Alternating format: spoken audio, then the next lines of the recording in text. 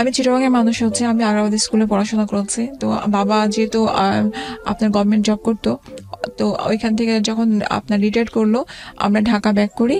Back করার পর এখানে ভাইয়া বিজনেস আরম্ভ করে, ভাইয়ার সাথে আমার বাবাও ভাইয়ার সাথে বিজনেস দেখাশোনা করে বিয়ে করলো। ভাইয়ার 4টা বাচ্চা। যখন আমি ঢাকাতে আসি, দেখা গেছে যে ওই যেটা হয় আর কি। ঢাকাতে কেন আসলেন? বাবা রিটায়ার করার পরে ভাইয়া ঢাকা বিজনেস করবে, তো আমরা ডেমরাতে ভাইয়া বিজনেস আরম্ভ করে। বিজনেসে সে অল্প সময় খুব ভালো একটা অবস্থানে চলে যায়। তো যেটা হয় কি যে মেয়েরা একটু ফর্সা হলে যেটা হয়, সব ছেলেদের চোখ পড়ে। তো এরকম হওয়াতে বাবা করলো কি, আমাকে আমার রেজাল্টও ভালো আসছে, আর আমাদের এখানে ভালো ইউনিভার্সিটি বা কলেজও ছিল না। বাবা আমাকে লালমাটিয়ায় নিয়ে আসলো, হোস্টেলে ভর্তি হলাম। হওয়ার পরে এখানে পড়াশোনা করতে লাগলাম। লাগার পরে বাবা প্রায় দিনে চলে আসতো কোচিং এ, আর এখানে সামনে দাঁড়ায় থাকতো। তো কোচিং এ দেখা গেছে যে ছেলেরা মেয়েরা একসাথে বের হয়। তখনকার দিনে হয়তো কি, ছেলে মেয়ে একটা কেউ কারোর সাথে কথা বলা মানে অনেক বড় ব্যাপার। আর আমার ফ্যামিলিতে আমার বাবা ছিল কি, আমি একটা আমার বাসার পাশ দিয়ে যদি কোনো ছেলে যেত, বাবা দেখতো যে আমি ভিতরে এসে মানে কোন দিকে আছি। হ্যাঁ, আর কোনো ছেলে যদি আমার দিকে তাকাতো, তাহলে বাবা মানে ইট ছুঁড়ে মারবে, এরকম অনেক কাহিনী করতো। তারপর বাবা আমাকে প্রেশার দেওয়া আরম্ভ করলো কি, তোমার কি এই ছেলের সাথে 2-1 বার কথা বলতে দেখেছে? ওর ছিল ওর আমার ফ্রেন্ডের সাথে রিলেশন। তা আমি তাকে অনেক বুঝানোর পরে তারপর সে বুঝলো না। হোস্টেলের যে মালিক, তাকে বললো, মালিকের বলার পরে মালিক আমাকে প্রেশার দেওয়া আরম্ভ করলো, তোমার সাথে ছেলের রিলেশনে এসে তুমি থাকতে পারবে না। পরে আস্তে আস্তে আমি না আপসেট হয়ে গেলাম, বাসায় আমি চলে আসলাম। ছেলেটাকে আপনি আগে থেকে চিনতেন? ওর সাথে তো আমার যে, হ্যাঁ, একসাথে আমরা কোচিং করতাম, ও ইয়াতে স্যারের কাছে। ও একই ক্লাসে পড়তো? হ্যাঁ। ওকে, কি নাম ছিল? আমি লালমাটিয়া কলেজে পড়তাম, আর ও ছিল মানে ওই ইয়াতে কেন্দ্রীয় কলেজে পড়তো। ওকে, কি নাম ছিল? আরিফ ছিল। আরিফ, ওকে। আমরা যে স্যারের কাছে কেমিস্ট্রি পড়তাম, সেই স্যারের সাথে ওই আমার সেই ফ্রেন্ডটার নাম ছিল বুলু, ওর একটা অ্যাফেয়ার হয়েছে। তারপর দেখলাম, পরে শুনলাম যে ওরা বিয়ে করে ভাইয়া পিএইচডি করতে আমেরিকা চলে গেছে, ওর সাথে আমার ফ্রেন্ডও চলে গেছে। আমি একটু ক্লিয়ার হই, স্যারকে বিয়ে করেছে আপনার ফ্রেন্ড? জি। আপনার স্যারের বয়স আপনাদের চেয়ে বেশি ছিল না? অনেক বেশি ছিল। আর আপনার ফ্রেন্ডের নাম কি ছিল? বুলু ছিল। ও আচ্ছা, ওনাকে বিয়ে করে চলে গেছে। আচ্ছা, হ্যাঁ। তো সেখানে আরিফের ভূমিকা কি? আরিফের কোনো ভূমিকা নাই। তো তখন হয়েছে ও একা হয়ে গেছে। ও হ্যাঁ, একসাথে পড়তো। আরিফ ওই মেয়েটাকে লাভ করতো? ওকে, নাও আই এম ক্লিয়ার। ও একা হয়ে গেছে।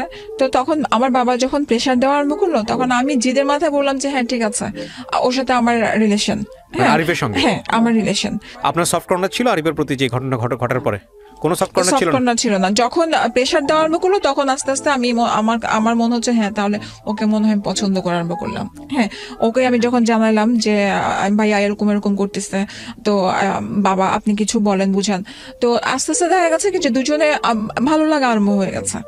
তারপর বাসার মধ্যে ভাইয়া স্কুলে না কলেজে, তখন কোথায় পড়তেন? কলেজে। তখন মাত্র আমি কলেজে উঠেছি। তো ভাইয়া আমাকে ডাক দিয়ে একটা চট দিল, বললো কি, তুই সারা জীবন কখনো একটা চকলেটের জন্য আবদার করিস নাই। হ্যাঁ, তো আজকে তুই এমন একটা ছেলেকে নিয়ে আছিস যেটা আমার পক্ষে বেছে নেওয়া সম্ভব না, কারণ ওরা ছিল ক্যালকেশিয়ান, আমরা ছিলাম চাঁদপুর। ক্যালকেশিয়ান বলতে? ওরা ইন্ডিয়ান ছিল, পাকিস্তানের ইন্ডিয়ান। তো এখন এরপর আমার ভাইয়া গেল ওর ফ্যামিলিতে, তারপর আমার চাচারা গেল। যাওয়ার পরে ভালো বয়সের আপনারা? হ্যাঁ। তো কিভাবে সম্ভব এখানে? চাচারা গেল, যাওয়ার পরে অনেক কিছু হওয়ার পরে আমি সেগুলো জানি, আমি হয়তো ঝগড়াঝাটি হচ্ছে, এগুলো আমাকে আর কিছু জানাই নাই। বাসায় আসার পরে আমাকে আবার ভাইয়া বললো, তুমি আবার ডিসিশন নাও, তুমি কে ছেলেকে বিয়ে করতে রাজি? না হলে অনেক ছেলে আছে। আমি বলছি না, ঠিক আছে, আমি ওকে বিয়ে করবো। ইন দ্য মিনটাইম আপনার সঙ্গে আরিফের কি কথাবার্তা হচ্ছে? কোনো কথা না। হ্যাঁ, তারপরে যখন আমার বাবা গেল, আমার চাচা ভয়ানক, মানে ভয় পেতাম, চাচাকে কখনো এরকম দেখি নাই। তারপরে আমি আমাদের ওইখানে চিটাগাং রোড বলে, চিটাগাং রোডে তখন আমার মনে আছে 12 টাকা করে মিনিট ছিল। হ্যাঁ, ওদের TNT নাম্বার ছিল। আমি কল দিলাম, দেওয়ার পরে এখন ও বলতেছে যে তুমি কি বলো। আমি বললাম যে বাসা থেকে এরকম বলতেছে, তুমি কি বিয়ে করবো আমাকে? এখন বলে যে আচ্ছা ঠিক আছে। ওর বয়স অল্প। হ্যাঁ, বলে ও কি করে না করে এগুলো আমরা তখন কিছুই চিন্তা করি নাই। হ্যাঁ, এরপরে গেল বাসার মধ্যে, আমি তো চলে আসলাম, কারণ বাসাতে আমার মোবাইল তো দিচ্ছে না, ভাইয়া কথা বলবে বা কিছু। তখন তো ভাইয়ের কাছে যেটা ছিল বড় একটা ওইখান থেকে কথা বলা সম্ভব ছিল না, খুব কড়া গাড়ি রাখা হয়েছে। এরপরে আমার চাচা আসলো, আমার চাচা এসে ওদের বাসা থেকে আসলো। আসার পরে বললো যে যেটা দেখলাম যে ক্যালকুলেশনের সাথে আমাদের কখনো মিলবে না, আর ওই ছেলেকে ওরা রুমের মধ্যে আটকে রেখেছে, রুম থেকে এসে আমার সামনে কথা বলার সুযোগ নাই। হ্যাঁ, তাহলে তুমি কিভাবে ওকে তুমি বিয়ে করবা? তারপরে না আমি অনর আমার কাছে মনে হচ্ছিল যে ওই আমার জগৎ। কেন মনে হচ্ছিল এরকম? কারণ আমি ছেলে বলতে ফার্স্ট লাইফে এই ছেলেকে দেখেছি, আমি অন্য কোনো ছেলের সাথে কখনো মিশতে পারি নাই বা কিছু। আমার কাছে মনে হচ্ছে যে আমার বাবা এত প্রেশারে রাখতো যে সব ছেলেকে নিয়ে সন্দেহ করায়, ওর সাথে রিলেশন হচ্ছে নাকি, হ্যাঁ, তো কেউ তাকাতে পারতো না। আমার কাছে মনে হচ্ছে বিয়ে হয়ে গেলে আমার ঝামেলা শেষ, আমি ওই বাসায় চলে যেতে পারলে আমাকে আর সন্দেহটা করবে না।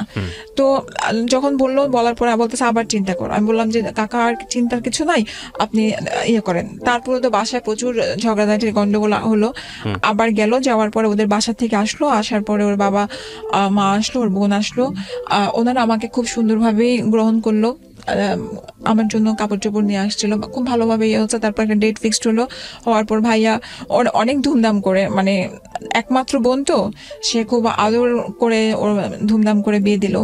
কত সালে? 2001 সেপ্টেম্বরের 29 তারিখ। তখন আপনি কলেজে পড়েন, সেও কলেজে পড়ে, ফার্স্ট ইয়ার? হ্যাঁ হ্যাঁ। ওকে। তারপরে বিয়ে গেলাম। আপনারা তো খুবই বুঝমান গার্ডিয়ান ছিলেন, ওই পক্ষও ছিল এই পক্ষও ছিল, ঠিক আছে। যদি মেয়েটা ছেলেকে পছন্দ করে, ঠিক আছে, একসময় বিয়ে করবে, ম্যাচিউর হলে বিয়ে করবে, লেখাপড়া করতে থাকুক, তখনই কেন বিয়ে দিতে হবে?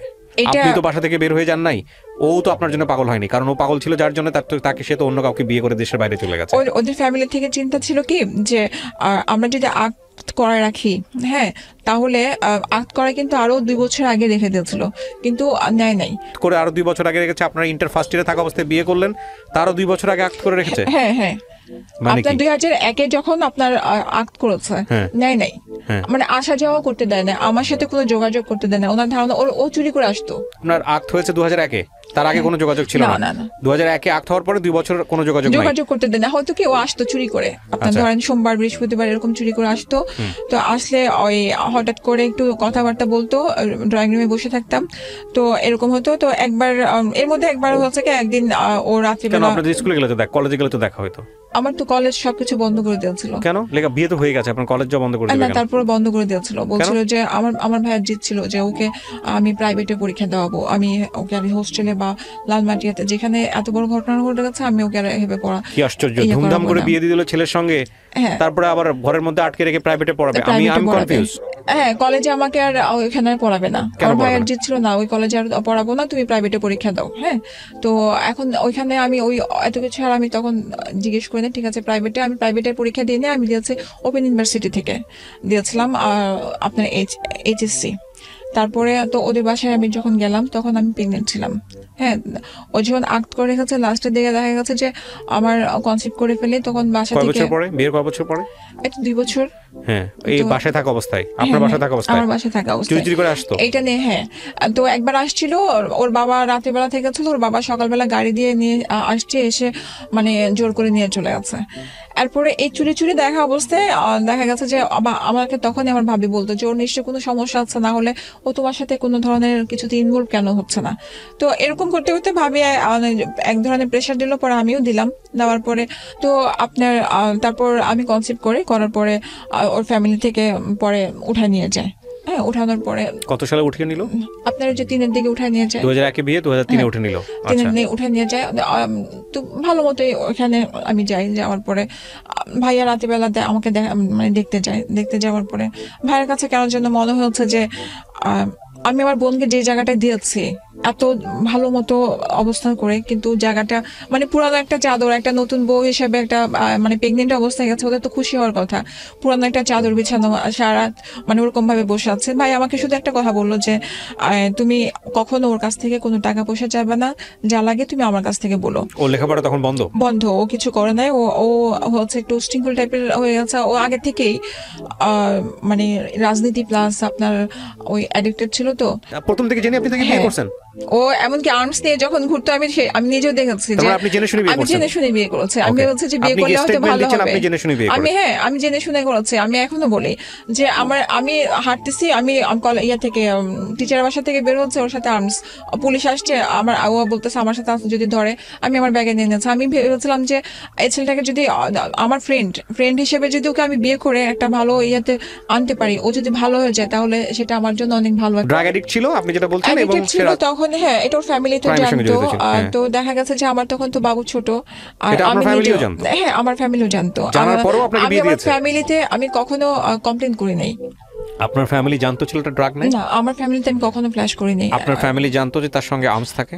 না, আমি কিন্তু আমার ভাইয়া এটা ডাউট করতে পারতো যে ও অ্যাডিক্টেড, কারণ ও বুঝতো, কারণ একটা ছেলে কিছু করতেছে না, ঘরে বসে থাকছে সারাক্ষণ। ওনার বাবা ছিল প্ল্যানিং ম্যানেজার। বুঝতে পারছি, বাংলাদেশের one of the most popular shoe ব্র্যান্ডের কথা আপনি বলছেন, সেটার কোম্পানি ম্যানেজার ছিল, মানে মোটামুটি পয়সা ভালো ছিল, নাম করা। সে বাংলাদেশে সবাই তাকে চেনে। তারপর তো বাবু হলো। বাবু আমার ফ্যামিলি থেকে যেটা হয় যে বাচ্চা প্রথম হলে ভাই নিয়ে যায়, তারপরে ভালোই চলছিল। হয় কি যে আমি এমন ভাবে মেনে নিয়েছিলাম যে ওই যে ও অ্যাডিক্টেড ছিল, দেখা যাচ্ছে রাস্তায় আমি কৃষি মার্কেটে থেকে এসে ওকে ধরে নিয়ে যেতাম যে আসো বাসায় আসো। হ্যাঁ, তো আমার শাশুড়ি তখন দেখা যেত বকাবকি করতো যে কেন তুমি নিয়ে আসতেছো। তো হয় কি যে আমার হাজবেন্ড, আমি এখন সারা 2টা-3টা পর্যন্ত ঘরের মধ্যে নাই, তা কেন আনবো না। তো ও আবার তখন করতে কি যে আপনার মোহাম্মদপুরে যে লেগুনাগুলো চলতো, লেগুনাতে সে 2টা লেগুনা ছিল। তো তাদের কথা ছিল যে ও তো লেগুনা ওইদিকে চালায়, ওর হিসাব নিতে হয়, রাস্তায় থাকে। কিন্তু আমি তো জানি ও কি করে। হ্যাঁ, তো আমি বললেও তারা এটা বিশ্বাস করতো না। হ্যাঁ, তুমি মিথ্যা কথা বলতেছো, তুমি বানায় বলতেছো। তো ঠিক আছে, আমার তখন হচ্ছে কি যে আমার ওনাদেরকে কথা বললে ওটা বিশ্বাস করানো হতো না, মারামারি তখন হয়ে যেত মারামারি। আমার ছেলেটা যখন অসুস্থ, তো প্রচন্ড শ্বাসকষ্ট, আমি ওকে পরে নিয়ে আসার পরে তারপরে জিদ করে ওর করে কি আমার তখন 4টা 4:30 বাজে, আমার কাজের মেয়েটা ঘর মুছতেছিল। তো করলো কি, ঘরের যে বালতিটাকে লাথি মারলো, মারার পরে পুরা ময়লা পানিগুলো এই জলের মধ্যে গায়ে পড়ে গেল। কার? আমার ছেলেটার। বয়স কত তখন ওর? 18 মাস। 18 মাস। হ্যাঁ, তো তখন প্রচন্ড জ্বর আর শ্বাসকষ্ট, আমার মাথা তখন প্রচুর, মানে আমি প্রচুর ক্ষেপে গেছি যে তুমি কেন এটা করলা, তোমাকে আমি এখান থেকে ধরে নিয়ে আসছি দেখে এর জন্য। এখন আমার অবস্থা পেয়েছেন ওখানে গিয়ে, শ্যামলীতে গিয়ে কি অবস্থা পেয়েছিলেন? আপনার যে গাঁজা টানতেছে কয়েকজন মিলে, গাঁজা টানতেছে, অন্য কিছু না। হ্যাঁ, টানতেছে। তো আমার ওই গাঁজা টানতেছে যে সেটা তখনও আমি এত ভালো মতো বুঝতাম না। আমার কষ্ট লাগছিল কিভাবে যে শ্যামলীতে কোন জায়গায় আছে ও বলতো তো, আর আমি যে ঘুরতাম রিক্সা দিয়ে, আমি তো জানতাম কোন জায়গায় আছে। মানে আপনি মোটামুটি সমস্ত কিছু জানতেন? হ্যাঁ, আমি জানতাম। ওর ফ্রেন্ডদেরকে ফোন দিলে ইনভলভমেন্টটা কি পরিমাণ ছিল আপনারা বুঝতেই পারছেন। হ্যাঁ, তো আমি তো জানতাম, ওর ফ্রেন্ডদের সাথেও তো আমার সাথে ভালো কথাবার্তা হতো, একসাথে তো আমরা পড়াশোনা করছি, যে ভাইয়া ও কোথায় আছে, ও তো ওদিকে দেখলাম, এরকম বলতো। তারপরে করেছে কি, আমার তখন মাথা প্রচন্ড জিদ। আমার ওই যে পাশে আমার ছিল, ড্রেসিং টেবিলটা ছিল, আমি ধাক্কা মেরেছি, ড্রেসিং টেবিলটা ভেঙে গেছে। আমার তখন হাতের এই যে রগগুলো কেটে গেছে। আপনার? হ্যাঁ, রগগুলো কেটে গেছে। আপনার গায়ে হাত তুললো সেই মুহূর্তে? হ্যাঁ, আমাকে লাথি মেরেছিল। লাথি মারার পরে আমার পিছনে ওই যে স্টিলের দোল, আলনা টাইপের থাকে না, আলনার মধ্যে যে আমি ভিতরে পড়ে গেছি। এটা কি প্রথম গায়ে হাত তোলা নাকি এর আগেও তুলেছে? আরো অনেক কয়বার। কিছু বললে, যদি ওর বাহিরে যাওয়া নিয়ে কিছু বলতাম, তাহলে ও এরকম করতো। তারপর পরে তখন আমি বলছি যে আমি আর থাকবো না। ওকে আপনি যে জোর করে এভাবে বিয়ে করলেন, ও কি আপনাকে ভালোবাসতো? বিয়ের আগে বলেছিল আমি তোমাকে ভালোবাসি? ওর কথা কি, ও আমাকে এইটা ব্লেম দেয় যে তুমি ফ্রেন্ডকে বিয়ে করেছো। আপনি তাকে এক অর্থে জোর করে বিয়ে করেছেন, ফ্রেন্ড হিসেবে বিয়ে করেছেন, এবং সে মেন্টালি মারাত্মক রকম ভাবে উইক ছিল। আমি যেটা বলছি সেটা আপনি উত্তর দিয়ে শুধু মুখের ইশারা করলে হবে না, আমার অডিয়েন্সকে বুঝতে হবে। মানে আমি যা বলছি সেটা হ্যাঁ অথবা না। উইক ছিল, সে আমাকে ভালোবেসে বিয়ে করেছে, কারণ সে নিজের বিয়ের গাড়িটা, আমি বলি বিয়ের গাড়িটা সে নিজে কাউকে ধরতে দেয় নাই, বিয়ের গাড়িটার ফুল দিয়ে সে সারাদিন নিজে সাজিয়েছে। এটা মিন করে না যে সে আপনাকে ভালোবাসে, এটা 0% মিন করে। এটা তার জীবনের স্বপ্ন ছিল, হয়তো সে নিজের বিয়ের গাড়ি নিজে সাজাবে, সে সাজিয়েছে। বুঝবো কিভাবে যে ভালোবাসে কিভাবে? আপনাকে সে ওয়ার্ড দিয়েছিল, একটু আপনি বলেছেন যে সে বলে নাই। না, সে কখনো এরকম বলে নাই, কিন্তু আপনি তাকে ভালোবাসতেন। বিয়ের পরে বলেছে। আপনি আপনি তাকে বলেছেন, বিয়ের আগে বলেছেন যে আপনি তাকে ভালোবাসেন। সে যদি আপনার কাছ থেকে সরে যেতে চাইতো, বিয়ের আগে আপনি তাকে যে কোনো ভাবে হোক ধরে রাখতে চাইতেন না? আচ্ছা, আমার ভিতরে এটা কখনো কাজ করবে না। আমার যে কেউ সরে যেতে চাইবে, আমি জোর করে ধরে রাখবো। আমি তাকে বলছি, এমন বলছি। গায়ে হাত তুললো শ্যামলীর এখান থেকে 2টা পয়েন্ট 3টা পয়েন্ট আমরা কিন্তু মাথায় নিয়েছি, এবং আপনারা খুব ভালো করে খেয়াল করবেন টিনেজ বয়সের এই যে ক্রেজিনেসটা, এটার শেষ পর্যন্ত রেজাল্ট কি দাঁড়ায়। এবং ডেফিনেটলি আপনি যেটা বললেন না, যে ওই যে একটা ছেলে ড্রাগ নিচ্ছে, একটু শৃঙ্খল টাইপের, এবং একটু এই পিস্তল নিজের কাছে রাখে, অন্য সবার চেয়ে আলাদা একটা পাওয়ার হোল্ড করে, এই ধরনের ছেলেদেরকে অনেক মেয়েরাই অনেক বেশি পছন্দ করে, অনেক মেয়ে পছন্দ করে। আপনি মাথা নাড়তেছেন, অনেকে বুঝবে না, কারণ করে তখন হচ্ছে কি গিটার নিয়ে হাঁটতো, চুলগুলো বড় বড় ছিল, ফ্রেন্ড ছিল। হ্যাঁ, তো আমার কাছে ভালো লাগা কাজ করেছে। মানে ওটাকে আমার সিনেমার হিরো মনে হতো না? ওইটা মনে হতো না যে সিনেমার হিরো, কারণ সে যখন দুর্বলতা সেও দেখেছে। হ্যাঁ, সে ফ্রেন্ড হিসেবে সে আমার সাথে প্রত্যেকটা জিনিসে হাঁটছে। হ্যাঁ, তো যখন বিয়ে করেছে তখন তো ভাববো যে বিয়ের আগে আপনাদের কোনো ধরনের ইনভলভমেন্ট ছিল? তারপরে আমি তখন আমার ছেলেকে নিয়ে যৌথ পরিবারে থাকতেন ওই সময়টাতে আপনারা? হ্যাঁ, আমরা ছিল বাড়ির মধ্যে, এখনো শ্বশুর শাশুড়ি ছিল বাড়ির মধ্যে, কি করতেছিল ওই সময়টাতে তারা যখন আপনার গায়ে হাত আমার শ্বশুর আপনার মাত্র অফিস থেকে মানে যখন আমার হাত কেটে গেছে তখন ঢুকেছে, আর শাশুড়ি যখন আমার হাত কাটার থেকে শুরু করে ও যখন ঘরে ঢুকেছে তখন আমার রুমের মধ্যেই, তখন মাকে আমি বললাম যে আপনার সামনে আমাকে এরকম ভাবে মারলো, আপনি কিছু বললেন না? বলে যে আমি কি ওকে ধরবো কিভাবে, আমার শক্তির সাথে কি আমার শাশুড়ি অসুস্থ ছিল, যেটা সত্যি কথা, উনি হার্টের পেশেন্ট ছিল, কিডনির পেশেন্ট ছিল। তো এরপর ও করলো, তো আমি বললাম যে আমি থাকবো না, আমি এরকম ভাবে আমি বাসায় চলে যাবো। এর আগে হতো কি, কোনো কারণে আমার শাশুড়ি যদি কিছু কমপ্লেন করতো, আমার শাশুড়ি আমার সাথে কখনো ঝগড়া করতো না, ওকে যদি কিছু বলতো তো আমাকে করতো কি, আমার বাসায় 1-2 মাসের জন্য রেখে আসতো, বল যাও বাসায় যাও, তাহলে আম্মা একটু ঠান্ডা হবে, দেখা যাবে যে টাকা পয়সার যেহেতু প্রবলেম, আমাদের তো তাদের কাছ থেকে টাকা নিয়ে আমাদেরকে বাচ্চার খরচটা নিতে হয়, কারণ এসে দেয় না, আর তো আমার বাবা যখন দিবে ওই বাবার থেকে নিতে হয়। বললাম কি থাকবো না, তো আমার শ্বশুর আমাকে খুব জোর করলো, কেন ভুল হয়েছে, ঠিক আছে আমি দেখতেছি। তো আমি তখন বলছি না আমি বাসায় যাব। হ্যাঁ, বলার পর তো উনি আমাকে তখন একটা চট দেয়, দেওয়ার পরে তো আমার তখন উনি চটটা, আমার শ্বশুর চটটা উনি ভালোর জন্যই দিয়েছেন, যেটা আমি ফিল করি যে একটা বাবা হিসেবে হয়তো মনে করেছে চট দিলে হয়তো আমি বুঝবো, কিন্তু তখন উনি আমাকে বলছে যে থাকো আমি দেখতেছি। তখন ও আমাকে রাগারাগি, ও বলতেছে যে যেতে দাও আব্বা ওকে, হ্যাঁ ওকে থাকার দরকার নেই, যেতে দাও, যাক দেখে কি করে ওর বাসার মধ্যে কদিন রাখে, এভাবে বললো। তো তারপরে এই ঝগড়া হতে হতে, হ্যাঁ, তো তখন প্রায় 11:30 এর মধ্যে আবার সে করলো কি, আপনার আমাকে নিয়ে গেল, আমার হাত বাংলাদেশ মেডিকেলের যে হাত ওয়াশ করালো, হাত ওয়াশ করায় তারপরে আমি যেতে চাই নাই, ও আমার হাত মেয়ে ছিল, তো ওইটা আবার এক্সরে করার পরে তো ভাইয়া আসলো, ভাইয়া আসার পরে ভাইয়া করলো কি, ভাইয়া ভাবলো যা হয়তো বা সাথে করে নিয়ে গেলে জিনিসটা একটু ঠান্ডা হবে, ভাইয়া তাকে ভাবি আসলো, ভাবি আসার পরে আমি ভাবির সাথে গাড়ি দিয়ে চলে গেলাম। যাওয়ার পরে ওইখানে আমি 1-1.5 মাসের মতো ছিলাম। এই 1-1.5 মাস কি আপনি জানিয়েছেন আপনার পরিবারকে কি ঘটনা ঘটেছে, কেন ওই ছেলেটার ক্যারেক্টার কি অবস্থা? ওই অ্যাডিক্টেড যে এগুলো আমি কিছু বলি নাই, মারামারির ঘটনাটা বলেছি। মারামারির ঘটনা, তাহলে ওনারা কি জিজ্ঞেস করলো না কেন মা গায়ে হাত তুললো? ওই যে বাইরে ছিল, ফ্রেন্ডদের সাথে আড্ডা মারতে ছিল, তারপর বাবু অসুস্থ আসে নাই, ডাক্তার দেখানো লাগবে, কিছু বলেছেন মিথ্যারিতা মিলিয়ে। হ্যাঁ, আমি কখনো ওকে আমার বাবা মার চোখে খারাপ করি নাই, মানে এই নেশা আর আমি এগুলো বলি নাই। তো এরপরে ভাইয়া খুব খেপে গেছিল, ভাইয়া ওদিন মানে খুব যে এই রিলেশন আর রাখতে দিবে না। তারপরে যেটা হয় আর কি মেয়েদের ক্ষেত্রে, যে কয়েকদিন যাওয়ার পরে একটা দুর্বলতা চলে আসে, তারপর ভাইয়া নরম হয়ে যায়, তারপরে 2-3 মাস পরে ও আবার আসার পরে আবার নিয়ে যাওয়ার পরে এরকম ভাবে চলতে থাকে। চলার পরে এর মধ্যে আমার ছেলেটা যখন আমি কনসেপ্ট করি, আমার বাবা ভুলক্রমে আমাকে কৃমির ওষুধ খাওয়াই ফেলছিল ফার্স্ট বেবির ক্ষেত্রে। জি, তো ও কিছুটা অটিস্টিক ছিল, ও সব বুঝতো কিন্তু ও কথা বলতো না। ও 6 বছর বয়সে কথা বলছে। মানে ওকে করতো কি, যে হাত ছেড়ে দিলে, এটার জন্য ওকে আমি কখনো ছাড়তে পারতাম না।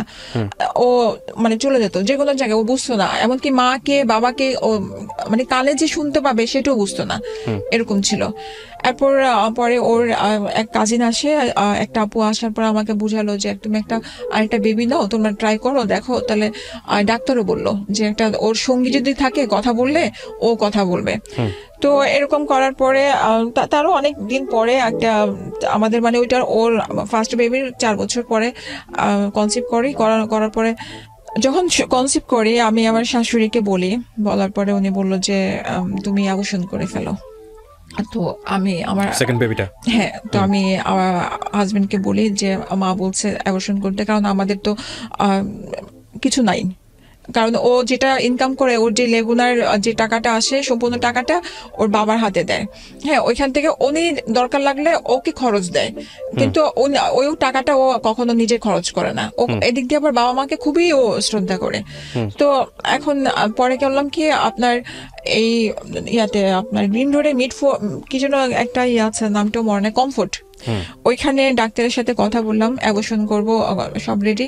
তারপর দিন যেতে বললো, তারপর দিন গেলাম, যাওয়ার পরে উনি অসুস্থ ছিল দেখে উনি সেদিন পারলো না, বললো যে তুমি এক কাজ করো, আগামীকালকে আসো বলে। তো এর মধ্যে আমার হাজবেন্ড বাবাকে বলে, মনে হয় সেটা আমি শিওর না, তো বলার পরে এরপরে মা কিন্তু আমাকে আবারও বলছে, কি ব্যাপার, তুমি ন্যায় বসন করতে গেছিলা, তুমি হয় নাই? আমি বললাম যে মা, ডাক্তার অসুস্থ ছিল। তো এখন বাবা এসে আমাকে বলে যে যেটা হয়েছে হয়েছে, তুমি বাচ্চা রাখো, কিছু হবে না, একজন তো আছে, আরেকজন আসবে, নতুন মেহমান আসবে, সমস্যা নাই, ঘরে আরো হাসি খুশি হবে। হ্যাঁ, উনি এটা বলার পরে তারপর আমি যাই, কারণ মা যেহেতু বলছে, কারণ বাসাটা আমার শাশুড়ির কথায় চলতো। তো এখন মা যেহেতু বলছে, আমি তারপর দিন যাই, পরে সবকিছু রেডি করে বিকালের দিকে যাই। আমার মনে আছে, আমার হাজবেন্ড আমার হাত পা ধরে বলে যে রিক্সার মধ্যে বলে, আমি তোমার পা ধরে বলি থাক, যেটা হয়ে গেছে, আমাদের প্রথম বাচ্চাটা তো অসুস্থ, এখন ও যেহেতু অ্যাক্সিডেন্টলি চলে আসছে, থাকতে দাও। আপনার শাশুড়ি বলতেছে অ্যাবর্ট করার জন্য, আর আপনার জামাই বলতেছে রাখার জন্য। ওকে, তারপর? জি। তো এরপরে ডাক্তারের কাছে যখন গেলাম, যাওয়ার পরে অনেকক্ষণ বসেছিলাম, তারপরে চিন্তা করলাম যে হাজবেন্ড যেহেতু বলতেছে, ও বলতেছে যে আমি দেখবো। হ্যাঁ, আর বাবা তো, মানে আমার বাবার কথা বলতেছে, বাবা তো প্রতি মাসে সবকিছু খরচ পাঠায়, বড় বাচ্চার খরচ তো সবকিছু পাঠাচ্ছে, তাহলে তো সমস্যা হবে না, দুই ফ্যামিলি মিলে বাচ্চাদের মানুষ হয়ে যাবে। তো এরপরে বাসায় আসলাম, ডিসিশন নিলাম। তো বাবা, আমার শ্বশুর, মানে আমার বাবা, ওনাকে ডাকতাম, তো আমার শ্বশুর খুশি। এখন মা আর কিছু বললো না, মা তো হলো। তো হওয়ার পর 3 মাস পরে দেখা গেছে যে আমার একটু প্রবলেম আরম্ভ হচ্ছে। পরে ওকে ওই কি জন্য একটা হরমোনের ইঞ্জেকশন দিয়ে দ্রুত বড় করা হলো। এর মধ্যে ভালো ছিল আমাদের রিলেশনটা। এর মধ্যে ও আবার আমাদের নতুন একটা বাড়ি করতেছিল, ওর জন্য ওকে ওইখানে পাঠিয়ে দেওয়া হচ্ছে। তো মারামারি কাটাকাটির জিনিসগুলো ছিল না এর মধ্যে, আমিও শিখছিলাম। তো এর জন্য ওরকম কিছু হয় না। আর ডাক্তার দেখানো থেকে শুরু করে সবকিছু আমার শ্বশুরে নিয়ে যেত। হ্যাঁ, এমনকি মানে আমার সেদিন আমার এক রিলেটিভকে বললাম যে হাসি লাগতো, যখন আমি হসপিটালে যেতাম, আমি লাইলা আরজুমান ডাক্তারকে ল্যাবরেটরি দেখাতাম, তো সিস্টাররা ভাবতো কি যে উনি হয়তো আমার হাজবেন্ড, কারণ আমার হাজবেন্ডকে কেউ দেখে না, এতদিন ধরে যে ডাক্তারের কাছে যাই সবসময় ওনাকেই দেখাচ্ছে। তো এরপরে মেয়ে হয়, আপনার ল্যাবরেটরি মেয়ে হওয়ার পরে আপনার দুই বেবির বয়সের ডিফারেন্স কত? এই তো 4 বছর। 4 বছর পরে বাচ্চাটা হলো। জি। তারপর এই 4 বছরের মধ্যে আপনার জামাই কিছু করেছে? জব জাতীয় ওই যে আপনার লেগুনার যেটা ছিল, হ্যাঁ, ওই লেগুনারটা ওরা বিক্রি করে দেয়, বিক্রি করে, কারণ ওই যে ওরা পুরান ঢাকায় বাড়ি করবে, তো এখন ওর বাড়িতে সময় দিতে হবে। তোর বাবা বললো যে তাহলে তুমি এটা বিক্রি করো, তুমি ওইখানে বাড়ির কাজ দেখাশোনা করো। তো এর মধ্যে তো বেবি হলো, বাসা ওইখানে আপনার বাড়ির কাছে দেখাশোনা করে আরম্ভ করলো। তো মাঝখানে দেখা গেছে কি যে আমাদের মধ্যে খুব ডিস্টেন্স আরম্ভ হয়ে গেছে। ওকে আমি 2 মাস 3 মাসও দেখতে পাচ্ছি না। ও আসার পরে দেখা যায় যে মানে আধা ঘন্টা থাকে, ওর বাবার সাথে একটু হিসাব নিকাশ করে, তারপর চলে যায়। এখন আমার যে প্রবলেম গুলো দেখা যায় যে অনেক ধরনের অনেক কিছু লাগে, বাচ্চার লাগে বা কিছু, আমার বাবাকে আমি সবসময় বলতে পারি না, বা ওনাদেরকে আমাকে সবকিছু 2 টাকা লাগলে ওনাকে মা আমাকে 2 টাকা লাগবে এরকম চাইতে হইতো, বা ছোটটা আমার মেয়েটাকে আমি মানে বাড়তি কিছু খাওয়াতে চাইলে বলতো যে না, এই বয়সে কেন বাড়তি দিবা। হ্যাঁ, মানে ওনাদের মতো আমার চলতে হতো। তো এখন পরে এই যে ডিস্টেন্সটা, এটাও আমার জন্য খুব খারাপ লাগতো। একদিন প্রচন্ড জ্বর এই ছেলেটার, তো এখন পরে আমি ফোন দিয়েছে, এখন আমার শ্বশুর বলতেছে খবরদার তুমি ওকে কল দিয়ে ডাকবা না, জ্বর হচ্ছে, আমি ডাক্তার কাছে নিয়ে যাবো। কিন্তু হচ্ছে কি, মেয়ে তো আমরা হয় কি যে শ্বশুর শাশুড়ির যে মনে হয় যে হাজবেন্ডটা যদি কাছে থাকে তাহলে মানে ভালো, কিন্তু আমার শ্বশুর, আমার হাজবেন্ড কখনো বাচ্চাদেরকে কোলে টুলে নেয় নাই। আমার শ্বশুরেই সবসময় যে রাতে আসতো, মানে উনি ঘুম পাড়াতো, কোলে নিয়ে নিয়ে ঘুম পাড়াতো বা ইয়ে করা, উনি আমার বাচ্চাদেরকে খুবই আদর করতো, যেটা সত্যি কথা। এরপরে আমি ওর একটা ফ্রেন্ডের মাধ্যমে, ওই ভাইয়াটা মোহাম্মদপুরে থাকে, মানে কল দিলাম ভাইয়াকে, বললাম ভাইয়া প্লিজ ওর একটু ফোন দিয়ে বলেন, আর ছেলেটা মানে অনেক অসুস্থ, প্রচন্ড শ্বাসকষ্ট, আর 104-এর উপরে জ্বর। তো ও রাতে আসে, তখন 2:30 হবে, ও রাতে আসার পরে ও দেখার পরে তো এখন হসপিটালে নিবে এরকম ইয়ে। তো এমন সময় আমার মানে শ্বশুর যে, সে খুব রাগারাগি করে আমার সাথে যে তুমি কিভাবে কল দিলা। তো আমি বলি, আমি জেসান ভাইয়ের মাধ্যমে আমি কল দিয়েছি। হ্যাঁ, তো বলতেছে কেন, আমি তোমাকে নিষেধ করেছিলাম না। ওকে ওই সময়টাতে সাথে ব্যাক করায়, বলে যে তুমি এখানে যাও, ওদের জন্য আমি আছি, তোমার লাগবে না। আচ্ছা। হ্যাঁ, তারপরে এর মধ্যে 2-3 বছরের মধ্যে আমার মেয়ে তখন 2.5 বছর হয়, এর মধ্যে ওই এরকম ভাবেই চলতে থাকে। আমি আমার পড়াশোনাটা আমি আস্তে আস্তে করতে থাকি, ওপেন ইউনিভার্সিটি থেকে আমি আস্তে আস্তে গ্রাজুয়েশনটাও পড়তে থাকি কেন্দ্রীয় কলেজে। হ্যাঁ, তো ওনাদের একটা জিদ ছিল যে ওনার ছেলে কিছু পড়াশোনা করে নাই, আমি পড়াশোনাটা আগায় যাচ্ছি। একসঙ্গে থাকতেন আপনি জামাইয়ের সঙ্গে থাকতেন ওই সময়টাতে? না, ও তো তখন ওইখানে বাড়ি করার জন্য। হ্যাঁ, তো আসতো অনেকদিন পর আসতো, 15 দিন 20 দিন, আবার এমন গেছে যে 2-3 মাসও আসে নাই, হয়তো 15 দিনের মানে 15 মিনিটের জন্য। ঢাকার মতো থাকতেন না? হ্যাঁ, তো সকালবেলা গিয়ে তো দেখে চলে রাতের বেলা চলে আসা যায়। ওর কথা ছিল যে ওই যে ইট বালি সিমেন্টের হিসাব এগুলো নিতে হবে, চুরি হয় এগুলো, ওরা ওইখানে না থাকলে বুঝবে না। ওদের জয়েন্ট ফ্যামিলি ছিল তো, একসাথে চাচা ফুপু সবাই একই সিরিয়ালে সবার বাড়ি, তো সব বাড়িগুলো একসাথে তৈরি করা হয়েছে। তো এইটার জন্য ও আলাদা কোথাও থাকে না, ও চাচার বাসায় বা বোনের বাসায় এরকম ভাবেই ছিল। তো এইভাবে সময়গুলো গেছে। যাওয়ার পরে তো মেয়ে, তখন আমরা এখান থেকে মোহাম্মদপুর থেকে আমরা গ্যান্ডারিয়া শিফট হই। গ্যান্ডারিয়া শিফট হওয়ার পরে ও তখন পুরা কাজকর্ম কিছুই করে না। এর মধ্যে ওর এক বোনের হাজবেন্ডের সাথে একটা কাজ আরম্ভ করে। ওর বোনের হাজবেন্ড ইটালিতে মানুষ পাঠায়। হ্যাঁ, তো ওই ভাইয়ের সাথে কিছুদিন ও কাজ করে আজি সুপার মার্কেটে। তো তারপরে ভাইয়াটা এক সময় কিছুদিন কাজ করার পরে পুলিশের কাছে ধরা খায়। তো ওই যে মানুষের টাকাগুলো নিয়ে উনি আর মানুষকে পাঠাতে পারে না। কি হয় উনি সম্পর্কে? আপনার মানে হচ্ছে যে বড় চাচার মেয়ের জামাই আরিফের। হ্যাঁ, মানে আমার কি হয় যা। হ্যাঁ, তো পরে কি করে ওই জবটাও যায়। যাওয়ার পরে ওর মামাতো ভাই যে বনানীতে জব নেয় এখানে, তারপরেও জব নেয় ওখানে। নেওয়ার পরে জবটা ভালো চলে। আমাদের আস্তে আস্তে মনে হচ্ছে যে সুখের দিন ফিরে আসছে। এমন সময় আমার ননদেরও বিয়ে ঠিক হলো, বাচ্চাগুলো আস্তে আস্তে বড় যাচ্ছে। তো আমার ছেলেটাও কথা বলা আরম্ভ করলো। তো আমরা তখন ওই টাইমটাতে খুবই হ্যাপি ছিলাম। তো যে ইনকামটা যেটা করতো সম্পূর্ণ টাকা এসে ধরেন আমার হাতে দিয়ে দিত। ইনকাম বলতে ও যে জবটা করতো, মাসে যে স্যালারিটা পেতো। কিসের স্যালারি পেতো? ও ছিল ওইখানে ওর ভাইয়ের সাথে, ওইখানে ইয়েতে ছিল, কোথাও জয়েন করেছিল। হ্যাঁ, ওইখানে ও যেটা করতো মানে ও হচ্ছে যে ওইখানে যারা আছে তাদেরও উপরে লেভেলের সব ধরনের কাজ করতো, ভাইয়ের সব ধরনের কাজ। আপনার পরিচিত কারোর মাধ্যমে এসে জবে ঢুকেছে? হ্যাঁ, ওর ফুফাতো ভাই। ওকে, বুঝতে পেরেছি আমরা। হ্যাঁ, তারপরে কি হয়েছে? ফুফাতো ভাই। তো এখন তো দেখা যাচ্ছে ভালো। ওই সময়ের মধ্যে আমি জানলাম না ওরা দুই ভাই ওইখানে জব করে। হ্যাঁ, ওই যে বোনের হাজবেন্ডের সাথে ও কাজ করতো না, ওর একটা ভাই ছিল, ওই ভাইটাও ওর সাথে ওইখানে জব করতো বনানীতে। তো দুই ভাই একসাথে যেত, দুজনকে বাইক দিয়েছে, ওরা একসাথেই যেত। যাওয়ার পরে হঠাৎ করে একদিন শুনি ওই ভাইয়ের ওয়াইফের কাছ থেকে যে আরিফ অফিসের এক মেয়েকে নিয়ে, যে ও শনিবার দিন বাইক না নিয়ে ও কার নিয়ে বের হতো, ওই কার নিয়ে ও ওই মেয়েকে নিয়ে ঘুরতো, ঘুরে বাসায় ড্রপ করে আসতো। দেখে ফেলছে। আর ওই সময়ের মধ্যে ওদের আরো দুই বোন ছিল, ওরা হিসাব নিতে গেছে। ও গিয়ে চকাচকি হয়ে গেছে, ধরা পড়ে গেছে। তো ভাইয়া মনে করেছে যে এটা হয়তো ভাবি আমাকে বলবে না, আর ভাবি আমাকে মানে ওরা ভাবি আর আমি আবার ক্লাসমেট ছিলাম। একদিন দেখেছে। হ্যাঁ, ক্লাসমেট একদিন দেখে এসে আপনাকে এটা বলেছে। তো আমি যেটা ছিল আমাদেরই গাড়ি, আপনাদের পারিবারিক গাড়ি, আপনার শ্বশুরের গাড়ি? আমার শ্বশুরের, আমার শাশুড়ির ইয়াতে ছিল। তো পরে আমি ওকে জিজ্ঞেস করেছি রাত্রেবেলা আসার পরে, আমি বললাম যে কে? হ্যাঁ, তো বললো যে অফিসের কলিগ। তারপর একদিন একটা পার্টি হয় লেকশিওরে, তো ওইখানে যাওয়ার পরে নাহিদের সাথে পরিচয় করা দেয়।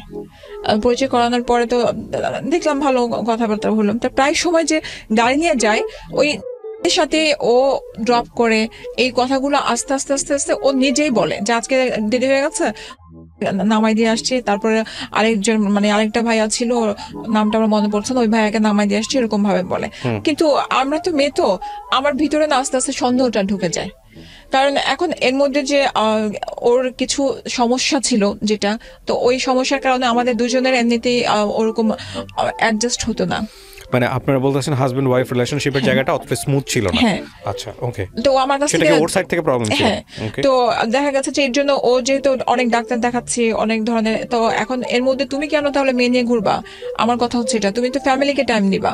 তো এখন আমার বিষয়টা হচ্ছে যে তুমি ফ্যামিলিকে টাইম দিতে পারতেছো না, সেখানে আমার মেয়েকে নিয়ে। এখানে তো আমাদের একটা সন্দেহ তৈরি হয়, সেটা হচ্ছে যে ওর যদি অক্ষমতাই থাকে কোনো পার্টিকুলার বিষয়ে, তাহলে তো ওর মেয়েদের সাথে ইনভলভ হওয়ার কথা না। আমি ডাক্তারের কাছে এর জন্য নিয়ে গেছি। আমি সালাউদ্দিন হসপিটালে হরিতোষ পালের কাছে নিয়ে গেছে।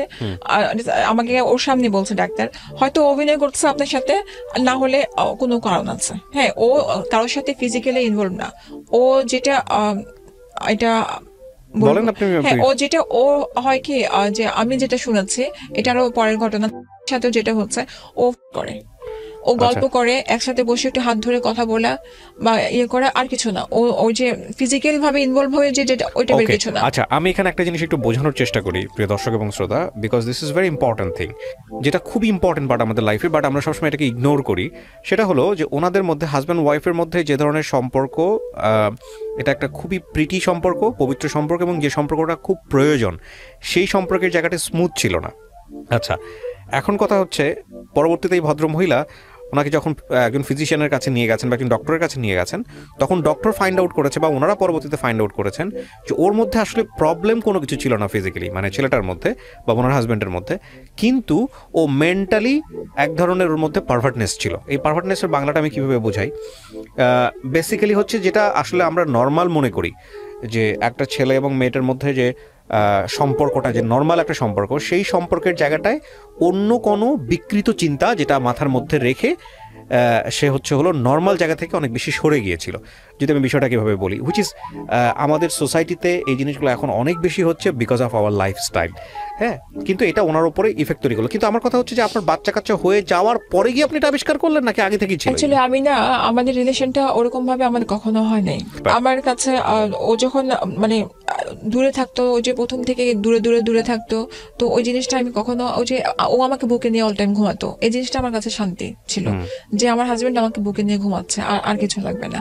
তো যখন ওই যে এই জবের যখন ঢুকলো, দেখলাম যে আস্তে আস্তে করে ও মেন্টালি কেমন যেন করতো, দেয়ালে মাথা বাড়ি দিত, আমাকে পা ধুয়ে মানে ধরে ক্ষমা চাইতো, আমি কিছু পারতেছি না, ক্ষমা করে দাও। আমি ওকে অনেক বুঝাতাম যে এটা কোনো ব্যাপার না, আমার কিছু লাগবে না, আমি ট্রাস্ট মি, আমার কিছু লাগবে না, জাস্ট কারণ আমি তো ঘর থেকে বের হই না, আমি জবও করি না, আমি মাস্টার্স তখন পড়তেছি।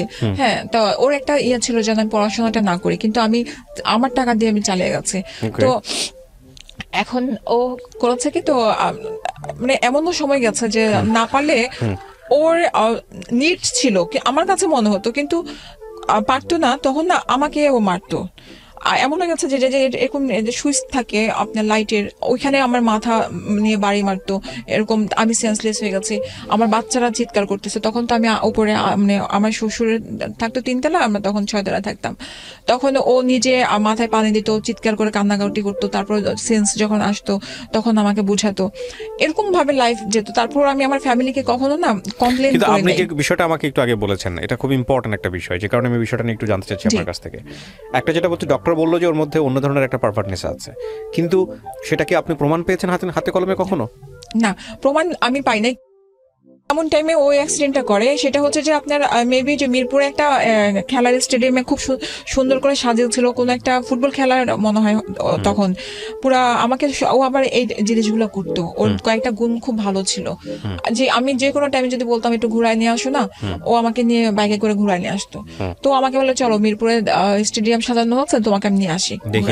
হ্যাঁ, তো নিয়ে আসতে যে এই টিকাতুলিটা পার হতে যে বাইকটা থামায় রাস্তা পার হবো, পেছন থেকে প্রাইভেট কার, ওই লোকটার কানে হেডফোন ছিল, ওর পায়ের পাতার উপরে, ও তো স্ট্যান্ড করে পাতা রেখেছে, পাতার উপরে গাড়িটা উঠাই দেয় চাকাটা, ও যে ধাক্কা মারছে যে আমার পায়ের উপরে, সে তো হেডফোন। আমি পরে লাফ দিয়ে নেমে আমি যে লোকটাকে আমি বলি যে ভাইয়া আপনি ব্যাক করেন, তারপরে ও করে কি যে আমাকে বলে তুমি গাড়িতে উঠো। হ্যাঁ, তুমি, আমি বলি কি না আগে তুমি যাও হসপিটালে, বাইক রাখো এখানে, আগে হসপিটালে নেই। ও বলে আগে না, আগে তোমাকে সেভ করতে হবে, তুমি উঠো, কারণ অনেক রাত হয়ে গেছে, তো তখন প্রায় 12:30 1টা বাজে। তো তখন সাথে সাথে ও নিয়ে যায়, আমি তো ওকে সালাউদ্দিনে নিয়ে যাই, নেওয়ার পরে তারপরে ও কল দেই, ওর যে আমরা তো ওইখানে জয়েন্ট ফ্যামিলি সবাই পাশাপাশি ছিলাম, ওর যে কাজিন গুলো আছে তাদেরকে কল দেয়, ও কল দেওয়ার পরে সবাই আসে, আসার পরে মানে বাইক নিয়ে যায়, ওকে আমি নিয়ে যাই, নেওয়ার পরে তো ওর পা প্লাস্টার করা উপরে নিয়ে, তারপরে আমার আম্মা আসে, আসার পরে আমার ওই যে আপনার 1 মাসের উপরে হবে প্লাস্টার করা ছিল, জবে ও যেতে পারে নাই, আম্মা খুব ওকে টেক কেয়ার করেছে। তো ওই টাইমটাতে করতো কি, নাহিদের জিনিসটা কিন্তু মাথা থেকে আমার পুরো চলে গেছিল। তো আমি আমার সাথে পরিচয় করাই দিল, ওই যে ও আমাকে এসে বলতো যে ওকে ড্রপ করে দিয়েছে, তাহলে আমার ওইখানে সন্দেহ আর আসলো না, কারণ ও তো সবকিছু আমাকে ক্লিয়ার করতেছে। আর আমি কখনো না যে মেয়ে ঘটিত ব্যাপারগুলো নিয়ে আমি ওকে সন্দেহ করতাম না। তো এখন হচ্ছে কি যে ওর একটা ফ্রেন্ড ছিল, ফ্রেন্ড না মানে ওই অফিসে কাজ করতো, ওর জুনিয়র ছিল নাম, ফোন দিলে এর মোবাইল থেকে মানে ওকে ফোন দিয়ে কথা বলাতো। ভাই আমার পয়েন্টটা বুঝতে পারছেন? আমি বুঝতে পারিনি। মানে কি যে ধরেন আমি ডিরেক্ট তো কল দিতে পারছি না, কল দিলে হয়তো বা ধরা খাবে বা কথা আমি সন্দেহ করব, এর জন্য আরেকটা ওই অফিসের আরেকটা কলিগকে দিয়ে ফোন দেওয়ায় কথা বলতো। হ্যাঁ, তো এরকম 1 মাসের মধ্যে প্রায় দিনেই এরকম কথা বলতেছে। আমি পাশের রুম থেকে টুকটাক এরকম শুনতে পারতেছি। একদিন আমি ডিরেক্ট ধরে ফেলছি, ফোনটা নিয়ে আমি শুনতেছি একটু অন্য টাইপের কথা বলতেছে। বলার পরে এরপরে আপনি যখন ফোনটা নিলেন তখন কি দাঁড়াইলো বাসায়? বাসা ও তো পা প্লাস্টার। ও আমি যখন চিৎকার চেঁচামেচি করেছে আমি বললাম যে এটা কি, আমার আম্মা বাসার মধ্যে। হ্যাঁ, এটা কি? আমার আম্মা বলতেছে যে ছেলেরা এরকম করে, আমাকে রুমের মধ্যে নিয়ে বলে ছেলেরা এরকম করে, তুমি কিছু বলো না প্লিজ, সংসারটা রাখো। এবং মেয়েরা অনেক কিছু সহ্য করতে হয় মেয়েদেরকে। আমি তারপরও চিৎকার করেছে, হ্যাঁ এইভাবে কেন? তারপরে সে আমার কাছে ক্ষমা চাইলো, মানে কসম টসম কাটলো, আমার মার কসম, এই বাচ্চার কসম কাটলো, আমি এরকম করবো না। তো তুমি কি করবা না, তার মানেটা কি? তোমার সাথে কোনো রিলেশন? তো বলে না। এরপর আমি করলাম কি, ও ঘুমাই গেল, যেহেতু ওর পা সমস্যা, ও মুভ করতে পারে না।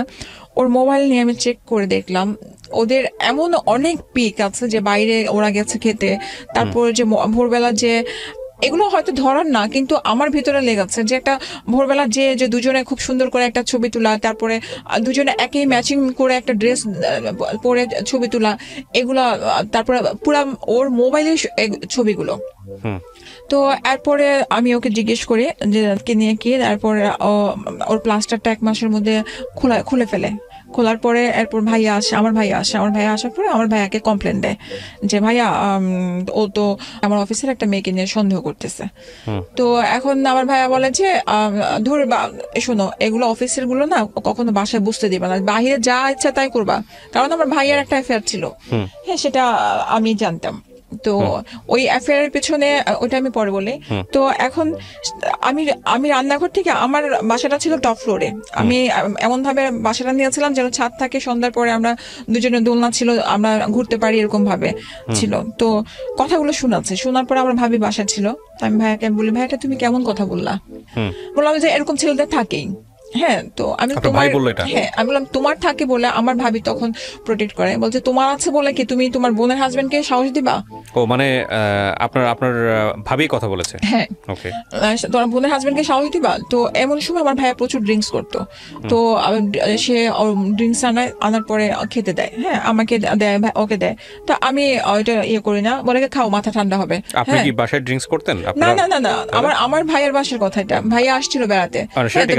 ভাই কি ফার্স্ট টাইম আপনাকে অফার করলো নাকি এর আগে ড্রিঙ্কস করতেন? না, আমার ভাইয়া এর আগে বাসায় গেলে অফার করতো, যখন দেখা গেছে যে আমার মন খারাপ থাকতো আমাকে অফার করতো। কিন্তু মানে আপনি ড্রিঙ্কস করতেন তাহলে? না, তাহলে ড্রিঙ্কস করতাম না, কারণ কি আমার গোল ব্লাডারে স্টোন আছে, আমার ওই জিনিসটা সহ্য হয় না।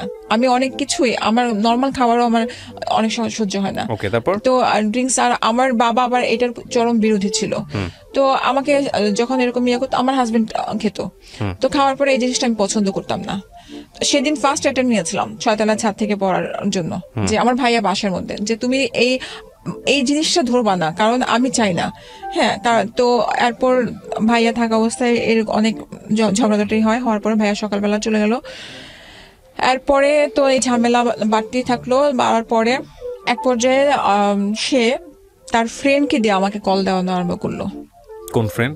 আমি জানি না, মানে ফ্রেন্ডকে দিয়ে কল দেওয়ালো কি কারণে সেটা আমি পরে বুঝি। হ্যাঁ, একটা ছেলে কল দেয়, হ্যাঁ কল দিলে দেখা যায় যে রাতের বেলা ও ধরলে আপনার ওয়াইফকে দেন, আপনার ওয়াইফের সাথে আমার কথা আছে। হ্যাঁ, আমি যদি কে ভাইয়া কি হচ্ছে, সে একদম বন্ধ করে দেয়। এরপরে আমি ওকে অনেক করেছি, যে মানে অনেক কনভিন্স করার চেষ্টা করেছে যে আমার এরকম কিছু না, তুমি মোবাইল নিয়ে যাও, তুমি মোবাইল রাখো, কথা বলো। তার মানে সে আপনাকেও একটা ট্র্যাপে ফেলে যাতে করে সে ইকুয়াল ব্যালেন্স করা যায়। তো এরপরে করেছে কি, সে রীতিমতো এরকম করা আরম্ভ করেছে। ওই ছেলেটাকে দিয়ে এমন টাইমে ফোন দেওয়া তো যেন ও থাকে বাসার মধ্যে, হয় সকালবেলা না হলে বিকালবেলা, তারপরে এরকম করতো। করার পরে বুঝলেন কি করে যে ওই যে কাজটা করাচ্ছে? না, এটা আমি তখন বুঝি নাই। আমি তো জানি যে আমাকে কোনো ছেলে ডিস্টার্ব করতেছে। হ্যাঁ, আমি ওকে আরো ফোন দিয়ে দিচ্ছি যে দেখো তো এরকম কেন করতেছে। একদিন রাতের বেলা হয় কি যে শুয়ে আছি, তখন 12:30 একটার দিকে ও বাসায় আসে। 12:30টার দিকে গেট বন্ধ করে ওর বাসায় পানি ছাড়ে। ও আবার এগুলো খুব মানে বাসার দেখে। তো বাসায় আসে, তো আমার বালিশের পাশে তো মোবাইল, তো এখানে তো হাইডিং এর কিছু না। এখন ওইখানে মেসেজ আসে যে একদিন তুমি বুঝবা আমি কে। ও এখন মেসেজটা দেখে, বলে এটা কেন পাঠিয়েছে, তো এখন এটা কেন পাঠিয়েছে আমি কিভাবে যাই, তুমি ফোন করে জিজ্ঞেস করো। তো ফোন না, সে ফোন করবে না। তো ফোন করবে না, এরপরে করে কি আমার ফ্যামিলিকে সাথে সাথে ও ফোন দেয়, আমার ভাইকে ফোন দেয়, ওর এরকম অ্যাফেয়ার ধরা পড়েছে, ঠিক আছে আপনারা আসেন। এরপর ওর ফ্যামিলিকে ফোন দেয়, ওর যা যা আছে সবাইকে ফোন দেয়। হ্যাঁ, তো এর মাঝে আমি আরেকটা কথা বলি। এর মাঝে হয় কি যে একদিন ও আমাকে বলে তুমি কোথায় গেছো, আমি তাকে কোথায় গেছি, বলে যে আমার ওর বড় ভাইয়ের ছেলে কিন্তু দেখলো যে তুমি লক্ষ্মীবাজারে ঘুরতে গেছো, তাহলে ডাক দাও তুমি। অবশ্যই তুমি ওকে ডাক দাও। ডাক দেওয়ার পরে এখন বলে কি না চাচি, আমি তোমার মতো ড্রেস দেখেছি পেছন দিয়ে, তুমি জেনেছো এটা না। আমি তাহলে তুমি আমার চেহারা দেখেছো, বলে না। আমি তারপর আরিফকে বলি যে তাহলে তুমি কিভাবে বুঝলা যে আমি তোমার কথা ছেড়ে কি কখনো ঘর থেকে বের হচ্ছে। আপনারা যখন এই ধরনের একটা স্টেজে আছেন সংসারে, তখন আপনাদের বাচ্চাদের বয়স কত? বাচ্চারা তখন আমার ছেলের তখন তো 7 আর হ্যাঁ 7-8 এরকম। মেয়েটার? আপনার মেয়ে তো ছোট তখন, তো আপনার ওর 7 বছর হলো, 4 বছরের ছোট ওর। 3 বছর। হ্যাঁ, তখন স্কুল ভর্তি হয় নাই তখন। আর ছেলেকে স্কুল দিয়েছে, উইলস্টেটে পড়তো। এরপর পরে করলো কি আমার তারপরের দিন বাসায় দেখলাম কি আমি জানি না বাসার মধ্যে সন্ধ্যার সময় আমার আব্বা আম্মা, আমি বললাম কি ব্যাপার আব্বা, আমার সাথে কথা বলে না। আপনার বাবা মা, নিজের বাবা মা চলে আসছে? হ্যাঁ, আমার সাথে আমার ভাইয়ার যে ইন্ডাস্ট্রি তার ম্যানেজার চলে আসছে। হ্যাঁ, ভাই আসে নাই। এখন আমি কিছুই জানি না, আসছে এবং কথা বলতেছে না, না কে কথা বলে না। আমার শ্বশুর শাশুড়ি আসছে, আমার ফুপা শ্বশুর আসছে, ফুপা শ্বশুর চাচা, তারপরে ফুপি শাশুড়ি আসছে, ওনারা আমাকে খুবই আদর করে। তো এখন আমি জিজ্ঞেস করতেছি কি হয়েছে। এখন ও দেখি লিস্ট নিয়ে আসছে, কল লিস্ট নিয়ে আসছে মোবাইলের, যে আমি কারোর সাথে কথা বলি। হ্যাঁ, তো এখন এইটা আমি কিভাবে বিশ্বাস করাবো? আমার আব্বা আমাকে জিজ্ঞেস করতেছে তুমি কারোর সাথে ফোনে কথা বলো।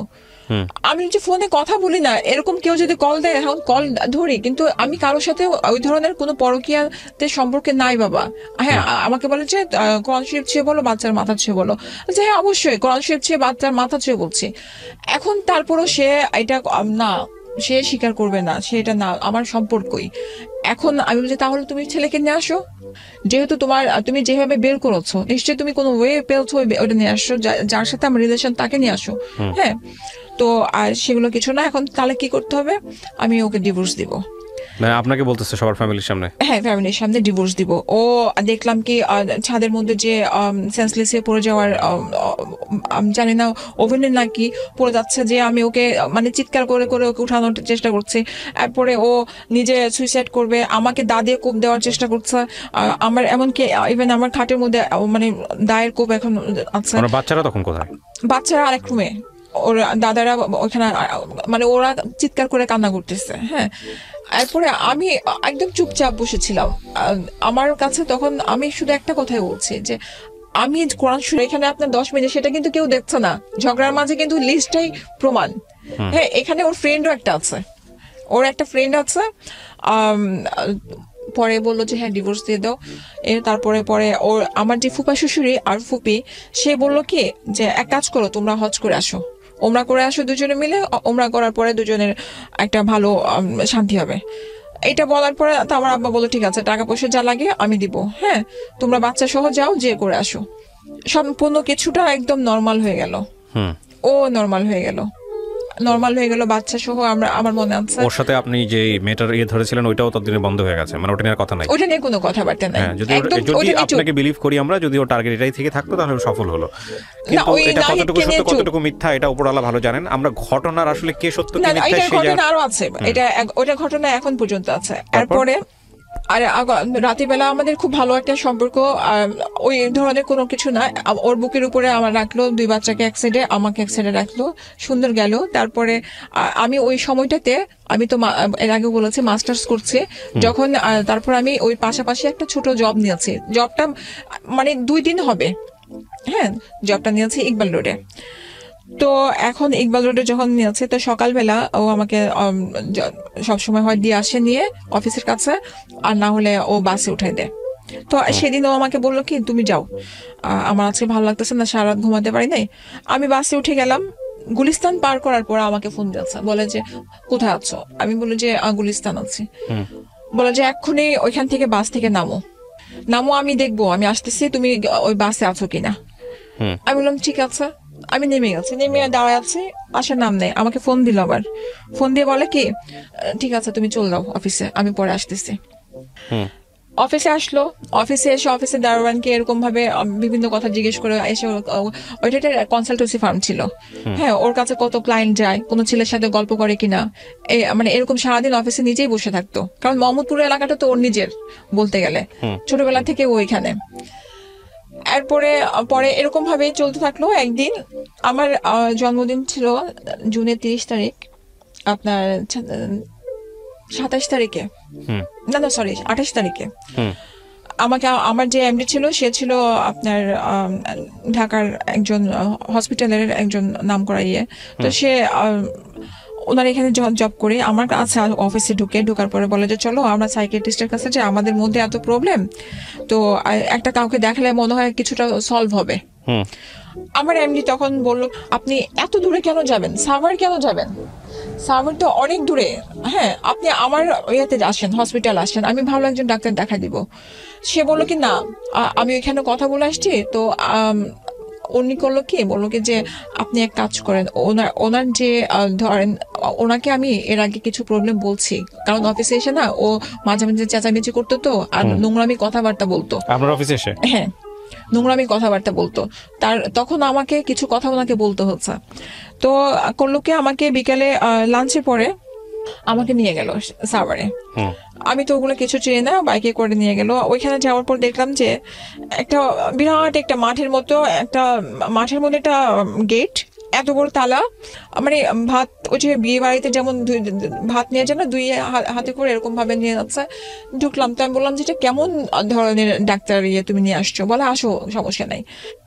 বিশ্বাস করবেন না ভাইয়া, তখনও আমি ওর হাত এমনি ধরে আছি, আমি বলতেছি জান আমার না ভয় লাগতেছে, এমন একটা জায়গা।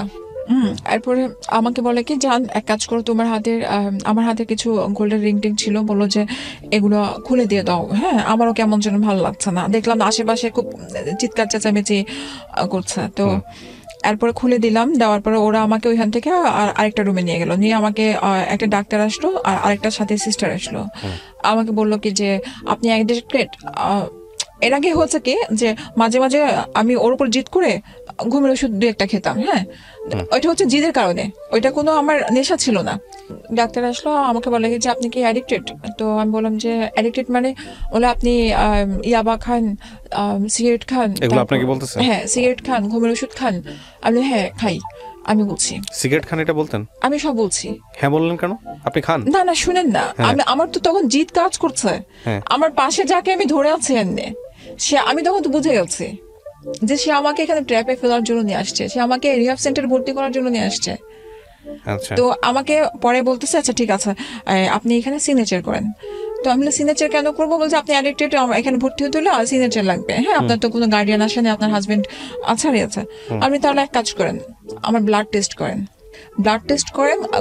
আপনি যদি একটা কিছু পান, আমি অবশ্যই আপনি যতদিন বলবেন আমি অতদিন পর্যন্ত এখানে থাকবো। হ্যাঁ, আপনি করেন। এখন দেখি যে আমার প্রাণপ্রিয় হাজবেন্ড অঝোরে কান্না করতেছে, জান তুমি কিছু বলো না, থাকো, কোনো সমস্যা নাই, আমি দেখবো। হ্যাঁ, আরে তুমি কি দেখবা? হাউ কুড ইট বি, তুমি কি দেখবা? হ্যাঁ, আমি বললাম, তখন বলছি তুমি কি দেখবা, তোমার কিছু লাগবে না। আমি মাথায় তখন আমার একটা চিন্তা, এত বড় তালা, আমি এটা ভেঙে বের হবো কিভাবে? আর এদের মাঝে আমি বুদ্ধি করে আমি ওর কিছু যে মেডিকেল রিপোর্ট ছিল আমার ব্যাগে আমি অল টাইম রাখতাম, এগুলো ও সরাতে চাইতো। হ্যাঁ, ও কিছু ইবনিসিনাতে কিছু টেস্ট করেছিল যে ওর সাইকিয়াট্রিস্টের কাছে, ওগুলো সব আমার কাছে ছিল। আমি বলে ও তখন বাইরে দাঁড়া খুব কান্না করতেছে। এরপর আমি সিস্টারটাকে বলি যে আপু আপনি তো একটা মেয়ে, হয়তো ভাইয়া বুঝবেন, আপনি একটু রিপোর্টগুলো দেখেন আর আপনি টেস্ট করেন, যান আপনি ইয়ে করে টেস্ট করে দেখেন। তো রিপোর্ট দেখার পরে জানি না আল্লাহ কি রহমত, আপুটা বললো কি যে আমার কাছে তো মনে হয় যে ওনার হাজবেন্ডের প্রবলেম। তো এরপরে এই টাইমে কিন্তু আমার বাবার কাছ থেকে 2 লাখ টাকা নিয়ে চলে আসছে। কে? আমার হাজবেন্ড। কিভাবে আসে? নিয়ে যে বলছে ও অ্যাডিক্টেড তো বাবা, হ্যাঁ এখন ওকে ঠিক করতে হবে, যে পাগলামি করতেছে, তো আমার কাছে তো টাকা নাই। আমার আব্বু কি বলছে যে যেভাবে হোক ওকে ঠিক করো মা, ওর 2টা বাচ্চার জন্য ঠিক করতে হবে, তাহলে ভর্তি করো, 6 মাসের জন্য দরকার ভর্তি করতে হলে ভর্তি করো, বাচ্চাগুলো আমার কাছে থাকবে। এখন আমাকে বলে বাবা আপনাকে এত ভালোবাসতো, অথচ আপনার বাবা চোখ বন্ধ করে বিশ্বাস আমার করলো? তখন জিদ একটা কাজ করছিল যে আমাকে একটা কল দেয় নাই, আমি অ্যাডিক্টেড, ওইটা পরে বলি। এরপরে আমি বললাম তখন না, ওরা আমাকে বলে কি ঠিক আছে এক কাজ করেন, আপনি কি ভাই এক কাজ করেন, আমাকে 30 তারিখের জন্মদিন আর 2টা দিন আছে, আমি 30 তারিখে আসবো। বলে কি শুনেন, যদি না যান আমরা কিন্তু অ্যাম্বুলেন্স দিয়ে আপনাকে ইঞ্জেকশন দিয়ে কিন্তু মানে সেন্সলেস করে নিয়ে চলে আসবো। হ্যাঁ, তো ওগুলো তো আমি সিনেমার মধ্যে ছোটবেলায় দেখে আসছি। হ্যাঁ, আগে দেখতাম এরকম ভাবে নিয়ে চলে আসতো। তখন ও বাইরে কাঁদতেছে, তখন আমি বের হলাম, বলে আমাকে বলতেছে জান তুমি টেনশন করো না, তুমি থাকো, আমি 30 তারিখে বাবুদেরকে বাচ্চাদেরকে নিয়ে আসবো। আমি না সমস্যা নাই ভাইয়া, ওরা রাজি হচ্ছে, আমি যাই, যাওয়ার পরে আমি 30 তারিখে চলে আসবো, তুমি টেনশন নিও না। হ্যাঁ, আমার কথা ছিল যে এনিহাও আমাকে বের হতে হবে এখান থেকে।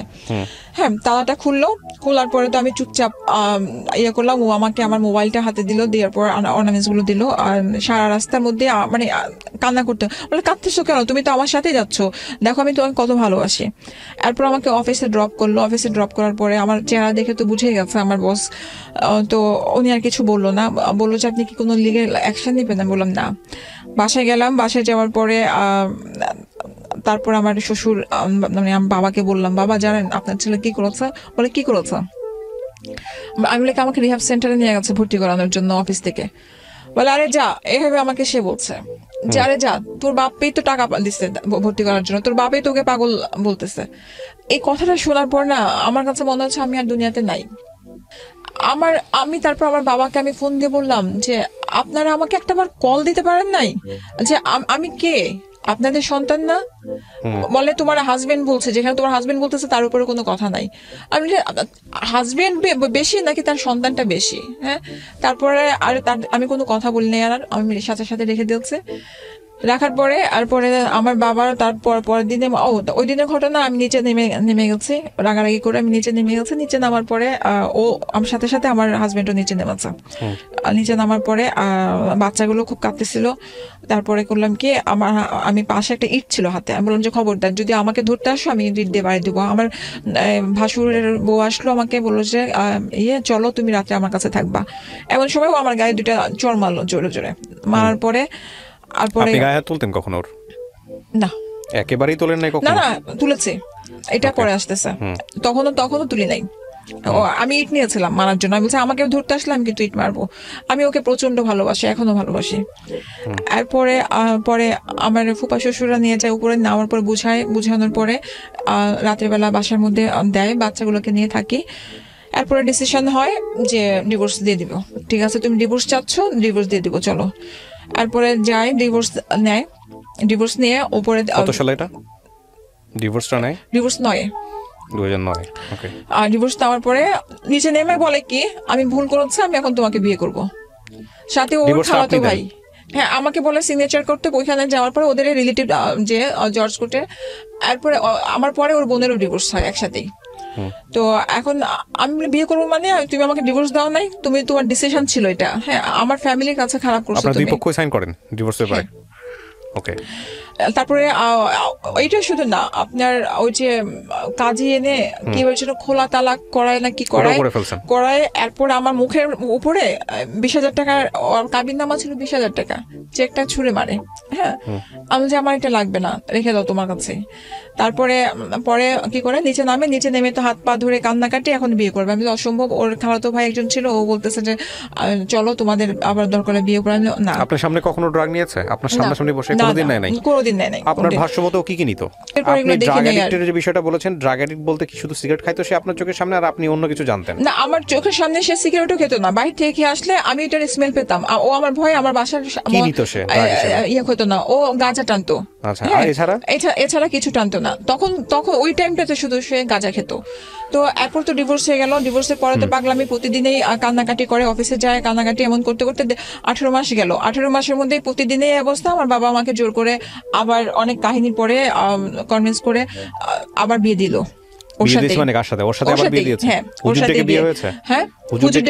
আমার চাচার বাসায় আমার ভাইয়ারা আমাকে জোর করে দিল যে কয়দিন পরে বিয়ে হয়েছে আপনাদের? 18 মাস।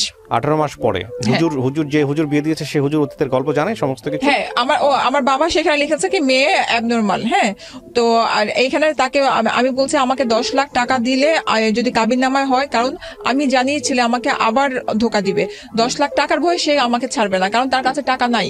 হ্যাঁ, আমার বাবা করলো কি, তখন আপনি বলেছেন 10 লাখ টাকা দিতে হবে, আপনি আবার বিয়ে করবেন। হুজুর সমস্ত কিছু জেনে জেনে আপনাদের বিয়ে দিতে রাজি হয়েছে? হুজুরকে তো তারা খুব সুন্দর করে ভালো মতো, কারণ আমার বাবা ভাইরা ওখানে খুব প্রতাপশালী, সেটা তারা বুঝাই নিয়ে আসছে। আমি জানি না রিলিজিয়াসলি বিয়ে পারমিটেবল কিনা, বাট আমার কোনো জ্ঞান নাই। তো এরপরে করলো কি নিয়ে আসছি মতো, আমার জানা মতে এরকম বিয়ে তো পারমিট হওয়ার কথা। যখন আমি শুনলাম যে 1 লাখ টাকা কাবিন, আমি বিয়ে করব না। হ্যাঁ, আমি বললাম না, এটা অসম্ভব, কারণ ও আমাকে 1 লাখ টাকা যেহেতু এখানে আর্গুমেন্ট হচ্ছে, তার মানে এখানে আমার একটা কিছু আছে আমার কাছে মনে হচ্ছে। হ্যাঁ, এরপরে করলো কি আমার বাবা বললো না, যেটা বলছি তুমি আমাকে আমার পা ধরে বললো যে আমি হজ করে আসছি। বাবা তখন পা ধরে বললো যে মা তুমি আমি যেটা বলতেছি মানো, 2টা বাচ্চার দিকে তাকায় বিধবার মতো হলো ওই বাসায় থাকো। তোমার মনে করো তোমার হাজবেন্ড 4টা বিয়ে করেছে, তারপর তুমি 2 বাসায় থাকো। হ্যাঁ, এরপরে ওইখানে অনেক কিছু হওয়ার পরে ও বিয়ের পরেও আমাকে নিচ্ছে না, 6 মাস অলরেডি চলে গেছে। হ্যাঁ, আসেও না। এখন আমার কাছে ডাউট লাগতো যে আমার এত কাহিনীর পরে তুমি প্রতিদিন আসতা, কান্নাকাটি করতা, কিন্তু বিয়ের পরে এখন তুমি আমাকে আমার চাচার বাসায় ফেলে রেখেছো। আমার বাবা সমাজের ভয়ে আমার বাসায় উঠাতে পারে না, আমার বাবার সমাজের এত ভয়, নিজের বাড়িতে উঠায় না, আমার চাচার বাসায় আমাকে রেখে দিয়েছে। তাই আমি বললাম হয় তুমি আমাকে বাসায় নিবা, না হলে আমি এখানে আর থাকবো না, যেহেতু তুমি আমাকে বিয়ে করে ফেলছো। হ্যাঁ, এখন সে সময় চাচ্ছে। আমি বলছি আমি সময় দিব না, এটা 6-7 মাস পরের কথা। এরপর আমি বললাম কি আমি রেডি আছি, সবকিছু গুছানো আছে, আমি যাব। তো ওর ফ্যামিলি থেকে বললো যে আমার ফ্যামিলি থেকে তো আসবে, আসার পরে আমি চেয়েছিলাম আমার মা আসার পরে একসাথে আমরা সুন্দরভাবে যাব। আমি তো বিয়েই তো করে ফেলছো, আর আমার তো আমি পুরান বউ তোমার। হ্যাঁ, তো এখানে তোমার 2 বাচ্চার মা, আর আমার এত অনুষ্ঠানের কিছু দরকার নাই। তো আমি আমার ভাইয়ের বাসায় গেলাম, ভাইয়া খুব খুশি। আমার ভাইয়া শুধু একটা কথা বললো যে মনে হয় কি যে জিনিসটা ভুল হয়ে গেছে, ওর বাবা মার আসা উচিত ছিল, ও একা যেহেতু নিচ্ছে জিনিসটা আমার কাছে কেন যেন সন্দেহজনক লাগতেছে। আমি ওর বাসায় গেলাম, যাওয়ার পর ওর বাবা দেখে যে রাজি না, ও পা ধরে বসে আছে, আমাকে ইশারা বললো যে আবার পা ধরে ক্ষমা চাও। তো আমি বললাম কেন, ভুল আমি কিছু করেছি? এরপর বললো যে না তুমি, তারপরও আমি ক্ষমা চাচ্ছি। মা আমার শাশুড়ি খুব জড়ায় ধরলো। হ্যাঁ, বললো যে এতদিন ধরে তোমার অপেক্ষায় আমি ছিলাম, যে কবে তুমি আসবা, 2টা বাচ্চা তোমার উপরে দিব। হ্যাঁ, এর মধ্যে আমার বাচ্চাদের সাথে প্রায় সপ্তাহে 3-4 বার দেখা হতো, স্কুলে যেতাম, ওদের যা যা লাগতো এসে আমি দিয়ে দিতাম।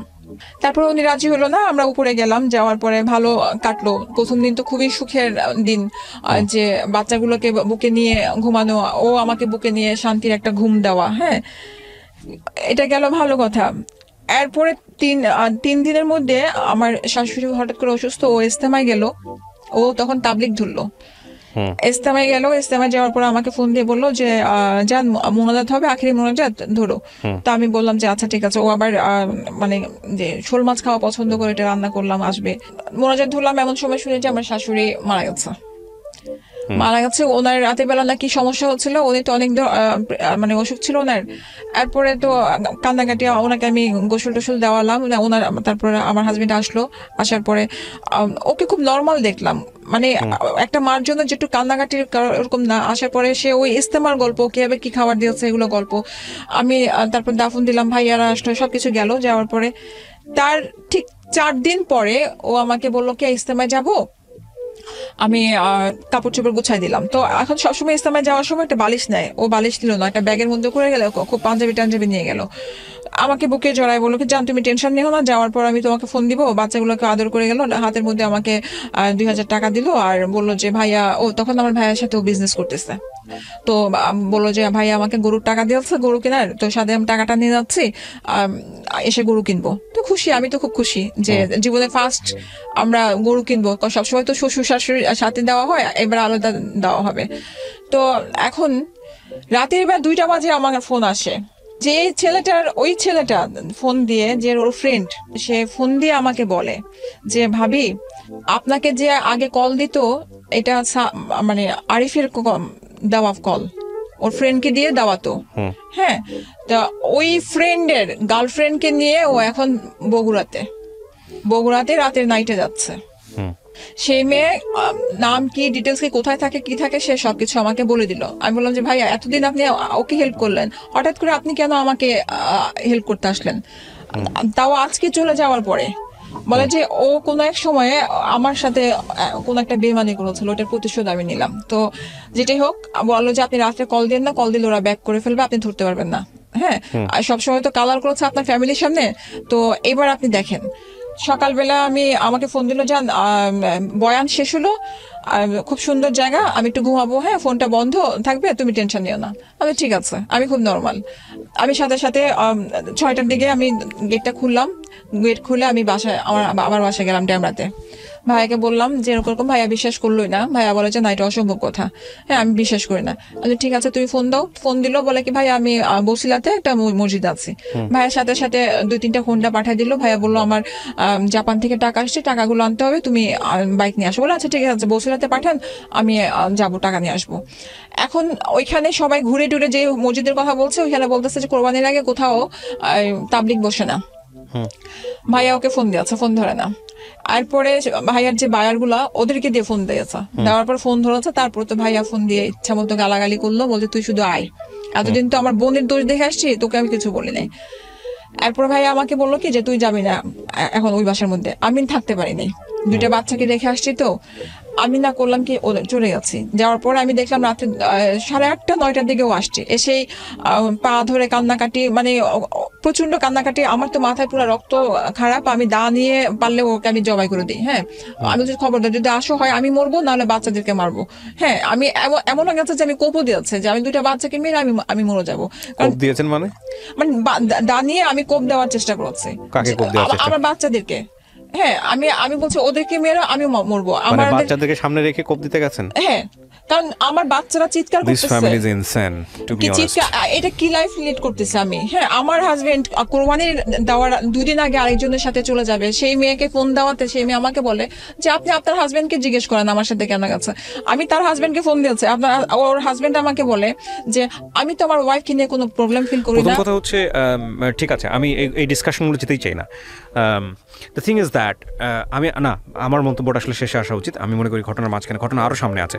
এরপরে এটা গেল, যাওয়ার পরে আমার ভাইয়া বললো কি যে ঠিক আছে, ওকে তো এখন একটা ঠান্ডা মাথায় রাখতে হবে। তো আমি ওখানে একটা ভাইয়া টাকা আমাকে 1 লাখ টাকা দিল, আমার ব্যাংকে 5 লাখ টাকা ছিল, ওটা মিলে আমি নিজে পার্লার দিলাম। পার্লারটা ভালোই চলতেছিল, কিন্তু ওর মাথার মধ্যে তখন ওইটা চলতেছিল যে ও যে মেয়েটাকে ও ছেড়ে আসছে, এটা কিন্তু অফিসের মেয়েটা না, এটা হচ্ছে আরেকটা মেয়ে। কত সালে দিয়েছিলেন? আপনার 14তে ওর ব্যবসা, ও আবার নতুন করে ডিলারশিপের ব্যবসা নিল। তো ওইগুলোতে লস খাওয়া আরম্ভ করলো। আমি ওকে তারপর টাকা দিলাম কিছু, সেটা তো লস খাওয়া আরম্ভ করলো। এখন বারবার প্রেশার দিচ্ছে যে আমার জন্য, ওর ভিতরে ওইটাই এক কথা যে আমার জন্য ওই মেয়ের কাছ থেকে ফিরে আসছে। হ্যাঁ, আস্তে আস্তে করে দ্বন্দ্ব বাড়া আরম্ভ করলো। দেখা গেল আমার পার্লারে কোনো, ওদের গ্যারেজের মধ্যে আমি পার্লারটা দিয়েছে, আমার পার্লারে কোনো ক্লায়েন্ট আসতেছে, ওদের সামনে ও আমাকে মারতে আসতেছে বা চিৎকার চেঁচামেচি আরম্ভ করতেছে। আস্তে আস্তে করে ও আমার বাসায় আসতোই না। আমার বাচ্চাদেরকে দেখা গেছে আমি আমার বাচ্চা সহ খাচ্ছি, ওকে যদি বলতেছি যে আসো একসাথে খাই, না আমার বাবার সাথে আমি খাচ্ছি, তোমার কোনো সমস্যা, তো এরকম বলতো। এরপরে বললো, এরকম করতে করতে আরো দ্বন্দ্ব আরম্ভ হলো যে আমার কাছে মনে হতো যে তোমার বাবার হক আছে, যেহেতু আমার বাচ্চারও তো হক আছে, যে আমার বাচ্চারও তো হক যে আমার ওর বাপের সাথে খাওয়ার, তো তুমি কেন সেটা তুমি ইয়ে করতেছো না। তো এখন যেখানে ও নিজের বলতেছে যে আমার বাবা একা, আমার মা নাই, আমার দায়িত্ব আছে, তখন আমি না আর কিছু বলতে পারি না, কারণ আমারও বাবা আছে। আমি কিন্তু এত কিছু পরেও আমি তাকে প্রতিদিন খাবার পাঠাতাম, সে খাক আর না খাক, তার সাথে লাস্টের দিকে কিন্তু আমার খুব ভালো সম্পর্ক হয়ে গেছিল। কিন্তু সে ওই মেয়েটার জিনিসটা সে ভুলতে পারে নাই। সে ওই মেয়ে নিয়েই ঝামেলা প্রতিদিনে করতে এরকম করতে তারপর সে আবার এর মধ্যে এই কিছুদিন, লাস্ট রোজার কথা, এই দ্বন্দ্বর পরে আমি শর্ট করে নিয়ে আসতেছি। এর মধ্যে তো আমি তো কখন ওর কাছ থেকে কোনো টাকা পয়সা নেই, আস্তে আস্তে করে ও বাচ্চাদের উপরে আবার বাজার সহ বন্ধ করে দিল। বাজার দেওয়ার মধ্যে দিত একটা মুরগি দিয়ে তুমি 3 দিন চালাও, এরকম করতো। এখন সেটাও বন্ধ করে দিল। রোজার মধ্যে আমার বাচ্চারা কি খাবে সেটাও জান না, কি তুমি জানো সেটাও কি খাবে। এখন তাহলে এটা কেমন ধরনের, তুমি ওর বাবা না, ভালো না লাগলে চলে যাও। আমি তো বলছি যে তোমার সাথে আমার থাকা সম্ভব না, আমার দরজা তোমার জন্য খোলা, তুমি এখানে আসছো মেহমানের মতো, তোমাকে আমি আনি নাই। হ্যাঁ, তোমার সাথে আমার দ্বিতীয় বিয়ে হয় নাই, তো এরকম করতেছে। ওকে প্রিয় শ্রোতা, ছোট্ট একটা বিরতি নেবার আগে আপনাদের সবার জন্য বলছি ঢাকা এফএম এর আরো একটি ইউটিউব চ্যানেল যেখানে এসে আমার শ্বশুর যে তার পা ধরে কান্নাকাটি করলো, আমার ভাবির ভাই এসে ওর পা ধরে কান্নাকাটি করলো। আচ্ছা, এই ড্রামাটা এটা কোথায় গিয়ে শেষ হয়েছে আমরা সেই জায়গাটায় যাই। আপনি ওনার সঙ্গে আছেন? ডিভোর্স হয়েছে? ডিভোর্স হয়ে গেছে। ডিভোর্স হয়েছে কত সালে হয়েছে? ডিভোর্স লাস্টে 16তে হয়ে গেছে। হ্যাঁ, 2016তে হয়েছে। 2016তে হচ্ছে, আপনি পেপারস গুলো নিয়ে আসছেন। 2016তে ডিভোর্স হওয়ার পরেও কি আপনি ওনার কাছে গিয়েছেন? হ্যাঁ, 16 পরে আমাকে আসতে দেয় নাই। 2016 পরেও আপনি ওনার সঙ্গে থেকেছেন? হ্যাঁ। কত বছর থেকেছেন? আপনাদের যে জুলাইয়ে ব্যাক করেছে। কত বছর মানে এই জুলাই ব্যাক করেছেন? মানে 2020 সালে? 2020 সালের জুলাই ব্যাক করেছেন। তার মানে 4 বছর আপনি অবিবাহিত অবস্থায় ওনার সঙ্গে ছিলেন, একসাথে স্টে করেছেন? না, ওর বাসায় থাকতো, 3 তলায় থাকতো, আমি 6 তলায় থাকতাম। আর আপনারা একসঙ্গে ছিলেন তো? ওকে। ও আসতো মাঝে মাঝে, খাবার টাবার ভালো কিছু রান্না করলে আমি ডাক দিতাম, একসাথে আসো খাও। আপনার বাচ্চা দুটো কোথায় আছে? বাচ্চা দুটো আমার সাথে আছে এখন। হ্যাঁ, এখন যে আজকে কয়েকদিন ধরে দাদার বাসায় গেছে। সেপারেশন কততে হয়েছে আপনাদের এখন ফাইনাল সেপারেশনটা? জুলাই মাসের 27 তারিখে। এরপরে যোগাযোগ আছে আপনাদের সঙ্গে ওর সাথে? না। বাচ্চারা এই নিয়ে 3 বার গেল, সেটা নিয়ে মেইন পয়েন্ট। আমার বাচ্চারা এই যে 28 তারিখে গেছে, কারণ ওর কাজিনের বিয়ে হচ্ছে আমেরিকা থেকে আসছে। রাখতে চায়নি নাকি বাচ্চা আপনি রাখতে দেননি? বাচ্চা ও রাখতে চায় নাই। আচ্ছা, ও রাখতে চায় নাই। আর ওদের এখন বাচ্চারা আমার সাথে চলে আসবে না। এগ্রিমেন্ট করেছে আমাকে দিয়ে যে তুমি বাচ্চা নিয়ে যাচ্ছ, শুধু আমি বাচ্চার পড়াশোনা খরচ দিব, কোনো খরচ দিব না। হ্যাঁ, তো আমি বলছি ঠিক আছে। আমার বাচ্চারা আপনার উপর যে আপনার পুরো গল্প শুনলে তো শুধু নির্যাতনের কাহিনী। আমার মামলা করতে চেয়েছি, দেয় নাই। কে দেয় নাই? আমার বাবা মা দেয় নাই। কারণ আর সবচেয়ে বড় কথা হচ্ছে ওই টাইমটাতে 2018তে আমার বাবা মারা গেছে, আমি সম্পূর্ণ একা হয়ে গেছে। আমার ভাই আমার সম্পূর্ণ বাড়ি সম্পত্তি গুলো আমার ভাই আমার দখল করে নিয়ে গেছে, আমাকে ঢুকতেই দেয় না। এত ভালোবাসতো আপনার ভাই, সবকিছু দিল না? কিছুই দিল না? সম্পত্তি সবকিছু নিয়ে গেছে। আপনি কি করেন এখন? আমি একটা ব্যবসা করি। আপনি যে কোনো কিছু করে আপনি নিজের পায়ে স্বাবলম্বী। এই স্বাবলম্বীটার ক্ষেত্রে আমি বলি, আমি যেখানে এখন কাজটা করি ও ওই জায়গাগুলোর মধ্যে যেয়ে বলে ও তো খারাপ, ও যে হোটেলে থাকে। আচ্ছা সিস্টার, আপনি কিছু মনে করবেন না, সেটা হচ্ছে যে আপনি গল্পটা রেডিওতে কেন বললেন? আমি আমার কথা বলার আগে আমি আপনাকে যে কোশ্চেনটা করেছি এই কোশ্চেনের অ্যানসারটা দেন প্লিজ। আমি বলতাম না আপনাকে, আপনি যখন আপনাকে নক দিয়েছি অনেক আগে, আমি এখন দিয়েছি কারণ কি পরশুদিন আমার মেয়ে চিৎকার করে রাতের 12টায় কান্না করতেছে, আমাকে এক্ষুনি এসে নিয়ে যাও। কেন বলে, বাবা বলে কি মেহমানের মতো এখানে আসছে, গেস্ট হিসেবে, গেস্টের মতো থাকো, একটা কিছু বাড়তি কিছু চাইবো না, খাইতে চাইবো না, কিছু না। যখন বাসায় গেলে, হ্যাঁ, যখন সময় হবে মাকে বলবা চলে যাবা। আমি ধরেন আমি ওই এলাকায় গেলাম আমার মানে দাঁতের ডাক্তারের কাছে, যদি আমি বলি যে যাও বাবার সাথে, আমি শুনেছি করেছে কিন্তু হাইড করে রেখেছে, কাউকে কারোর কাছে কিছু বলে নাই। আচ্ছা, তো তারপরে কি হয়েছে? আপনি তো আমি যদি ওদের বাসায় যদি আমি যাও দাদার সাথে আপনি কেন বললেন আসলেন গল্পটাতে? হ্যাঁ, এই আমার মেয়ের কথাটার জন্য যখন রাতে শুনলাম না এই কথাটা, আমার কাছে মনে হচ্ছে ওদের একটা অধিকার আছে, আমি না অধিকার পেয়ে থাকি। আমার হাজবেন্ড যদি এখনো বলে, ও তো আমার হাজবেন্ড না, যদি বলে যে সারা তুমি এখনো ব্যাক করো বাচ্চাদের জন্য, আমি 10টা বিয়ে করি, আমি তোমাকে একটা রুমের মধ্যে রাখবো, তোমাকে কোনো খরচ দিব না, আমি সেই হিসেবে যাবো, আমার বাচ্চাদের জন্য যাবো। কারণ আমার বাচ্চা, আমার মেয়েকে বিয়ে দিতে হলে কখনো এরকম সিঙ্গেল মাদের ভালো জায়গায় বিয়ে হবে না আমার মেয়ের। তাই আমি জানি, আমার বাবা মা থাকতে আজকে আমার এই অবস্থা, তাহলে আমার মেয়ের কি অবস্থা হবে? আপনি এই জন্য গল্পটা বলতে আসছেন? হ্যাঁ, মানে আমি সারা জীবন কষ্ট করে আসছি। আমার কাছে কি এখন মনে হয় যে কেউ যদি আমাকে মেরে ফেলতো আমি শান্তি, কারণ আমি ঘুমাতে পারি না রাত্রেবেলা। আমার সারাদিন মনে হয় যে টাকা কোথায় পাবো, আমার সব দিক দিয়ে ব্লক করে দিয়েছে সবকিছু। আপনি মাস্টার্স পাস করেছেন ওপেন ইউনিভার্সিটি থেকে? হ্যাঁ। তারপর না আমি ইয়া থেকে নরমাল ইউনিভার্সিটি থেকে আমি মাস্টার্স করছি এমএতে। তো মাস্টার্স করার পরেও আপনি জব কোথাও ম্যানেজ করতে পারছেন না? জব যেখানে জবে যাই সেখানে তো যে নোংরামি কথাবার্তা বলে চিল্লাচিল্লি করে, পরে আমাকে বলে কি যে আপনার জন্য আমাদের তো পরিবেশ নষ্ট করবো না। তো আপনি লিগ্যাল অ্যাকশন কেন নিচ্ছেন না তাহলে? বাচ্চাদের জন্য, ওরা চায় না। বাচ্চাদের জন্য তো আপনি কিছুই করতে পারেন না, ওরা চায় না। এখন এই যে আমি এখন বলছি যে আজকে বলে আসছি, আমি অনেক কবার বলেছে যে তুমি, ও বলে কি যে তুমি কিছু করতে পারবা না। লিগ্যাল অ্যাকশনে কি বলবে, বাচ্চাদেরকে হয় ওর কাছে দিবে নাহলে আমার কাছে দিবে। হ্যাঁ, তো আলটিমেটলি কি দাঁড়াবে? আপনার বাচ্চা দুটো বয়স কত এখন? ওর ছেলে তো 16তে পড়লো, আপনার আর মেয়ের 13তে পড়লো। আপনারা যারা আজকে রেডিওতে এই গল্পটা শুনলেন, আমরা নাম পরিচয় গোপন রেখে এবং এমনকি ভদ্রমহিলার ভয়েসটাও আমরা চেঞ্জ করে দিয়েছি, সেইভাবে আমরা গল্পটা এখানে প্রচার করেছি যাতে করে এদের সামাজিকতায় কোনোভাবেই কোনো ধরনের হ্যাম্পার না হয়। যারা বিয়ে করতে যাচ্ছেন এবং যারা এই ধরনের কামড়াকামড়ি, সোজা বাংলায় যদি বলি, খুবই নুডলি এবং খুব বাজেভাবে, বিকজ আমার ভিতরে যে ফিলিংসটা হচ্ছে সেটা আমি এক্সপ্রেস করতে পারছি না, এই ধরনের সম্পর্কের মধ্যে যদি থাকেন দ্বিপাক্ষিকভাবে, যে আপনিও খারাপ এবং আপনার সাথে যে আছে সেও খারাপ, কারণ আমরা যখন খারাপই করি তখন আমরা বুঝি। তাহলে দয়া করে এই ধরনের সম্পর্কের মধ্যে যাবেন না, নাম্বার 1। নাম্বার 2 হচ্ছে যে আপনি খারাপ কিন্তু সে ভালো, তারপরও অ্যাকসেপ্ট করা যায় কি, ঠিক আছে একজন মানুষ স্যাক্রিফাইস করবে, ট্রাই করবে, একটা ব্যালেন্স হবে। কিন্তু দুজনই যখন খারাপ হয়ে যায়, দুজনই যখন ইমব্যালেন্স অবস্থায় চলে যায়, on the perspective of child, বিশেষ করে 2টা বাচ্চার প্রেক্ষাপটে, এটা নিঃসন্দেহে এটা একটা ভয়ঙ্কর রকমের ক্রাইম। আমরা বাবা মাকে নিশ্চয়ই কাঠগড়ায় তুলতে পারবো না, কিন্তু আপনি চিন্তা করে দেখেন, জাস্ট আপনাকে আমি যদি বলি, আপনাকে যদি আমি প্রশ্নটা করি সারা, সেটা হচ্ছে আমি সন্তান, আমার বাবা মা কোনো একটা জীবনের কোনো প্রেক্ষাপটে আমার মা আমার উপর দা তুলে ফেলছে, মেরে ফেলবে আমাকে, হ্যাঁ, সেটা যদি আমার মেমোরিতে থাকে সারাটা জীবন, আমি কি আমার মাকে বা ওই মোমেন্টটাকে কি আমি ক্ষমা করতে পারবো? আপনি মুখে বলেন পারবেন? কখনো না। আমি তো যদি না পেরে থাকেন তাহলে এই মোমেন্টের জন্মটা আপনার মাধ্যমে হয়েছে। আপনি এখানে একপাক্ষিকভাবে বলে গেছেন। আপনার জামাইকে যদি আমি এখানে নিয়ে আসি, আপনার জামাই আপনি 100টা কারণ দেখিয়েছেন, সে অন্তত 1000টা কারণ দেয়, অবশ্যই, ঠিক আছে। আমি কে অপরাধী সেই জায়গাটায় যাচ্ছি না, কিন্তু দুজনই আপনারা অপরাধী, দুজনই আপনারা এইরকম একটা ক্রাইম করছেন যে আপনারা 2টা বাচ্চাকে একটা বেটার ফিউচার দিতে পারেননি। আমি ধরে নিলাম আপনার হাজব্যান্ড আগাগোড়া খারাপ মানুষ, একদম শুরু থেকে শেষ পর্যন্ত খারাপ মানুষ, কিন্তু এই খারাপ মানুষটাকে তো আপনি জেনে বুঝে রিসিভ করছেন লাইফে, করছেন কি করেন নাই? অবশ্যই করছেন। তো করার পরে আপনি যেহেতু নিশ্চিত হতে পারতেছিলেন না যে আপনার হাজব্যান্ড ভালো হবে বা আপনার হাজব্যান্ডের দ্বারা এমন একটা সংসার গঠন করবেন যে সংসারটা বাচ্চাদের জন্য বেটার হবে, তাহলে আপনি বাচ্চা দুনিয়াতে কেন আনলেন? ওই বাচ্চাগুলো যখন চলে আসছে তখন ওই লাইফটা তো আমি দেখি নাই। না, বাচ্চাগুলো যখন চলে আসছে আপনি লাইফটা দেখেন না। আপনি কি বলছেন? আপনি বিয়ের আগে দেখতেছেন পিস্তল নিয়ে ঘুরতেছে, বিয়ের আগে দেখতেন ড্রাগ নিচ্ছে। ওই পিস্তলের লাইফটা যখন আছে তখন তো আমি ভালোমতো আনার চেষ্টা করতেছি, অ্যাডিক্টেড যখন হচ্ছে আমি ধরে নিয়ে আসতেছি। আচ্ছা, অ্যাকসেপ্টেড। হ্যাঁ, যখন আপনি বাচ্চা দুটো হয়ে গেল, হ্যাঁ, এই দা তোলা অবস্থার আগে তো আপনি ডিসিশন নিতে পারতেন। কি ডিসিশন নিতেন? আপনার কাছ থেকে চলে যাবেন, আলাদা হয়ে যাবেন। আলাদা হয়ে আমি কি করতাম? আলাদা হয়ে আপনি এখন কি করতেছেন? এখন তো আমি একটা কোর্স করেছি, করার পর নিজে বিজনেস করছি। তখন আপনি একটা কোর্স করে একটা বিজনেস করতে পারতেন না, তখন আমি করতে পারতাম না। আপনার বাবা যখন বললো ওকে ডিভোর্সটা দিয়ে দিতে, হ্যাঁ, আমার বাবা আমাকে ঘরেও তুলে নাই, বলছে সমাজের কারণে আমি তোমাকে তুলতে পারবো না। নো, আমার কথা শেষ করতে দেন। প্রথম কথা হচ্ছে সমাজের কারণে ঘরে তুলুক আর না তুলুক, আপনি টাকা দিয়েছে। আপনি আমাকে কোন সিচুয়েশনটা বেটার হয়েছে? আপনি জাস্ট এক্সাম্পল, আপনি আমার কাছে প্রশ্ন করি, প্রশ্নের অ্যান্সারটা দেন।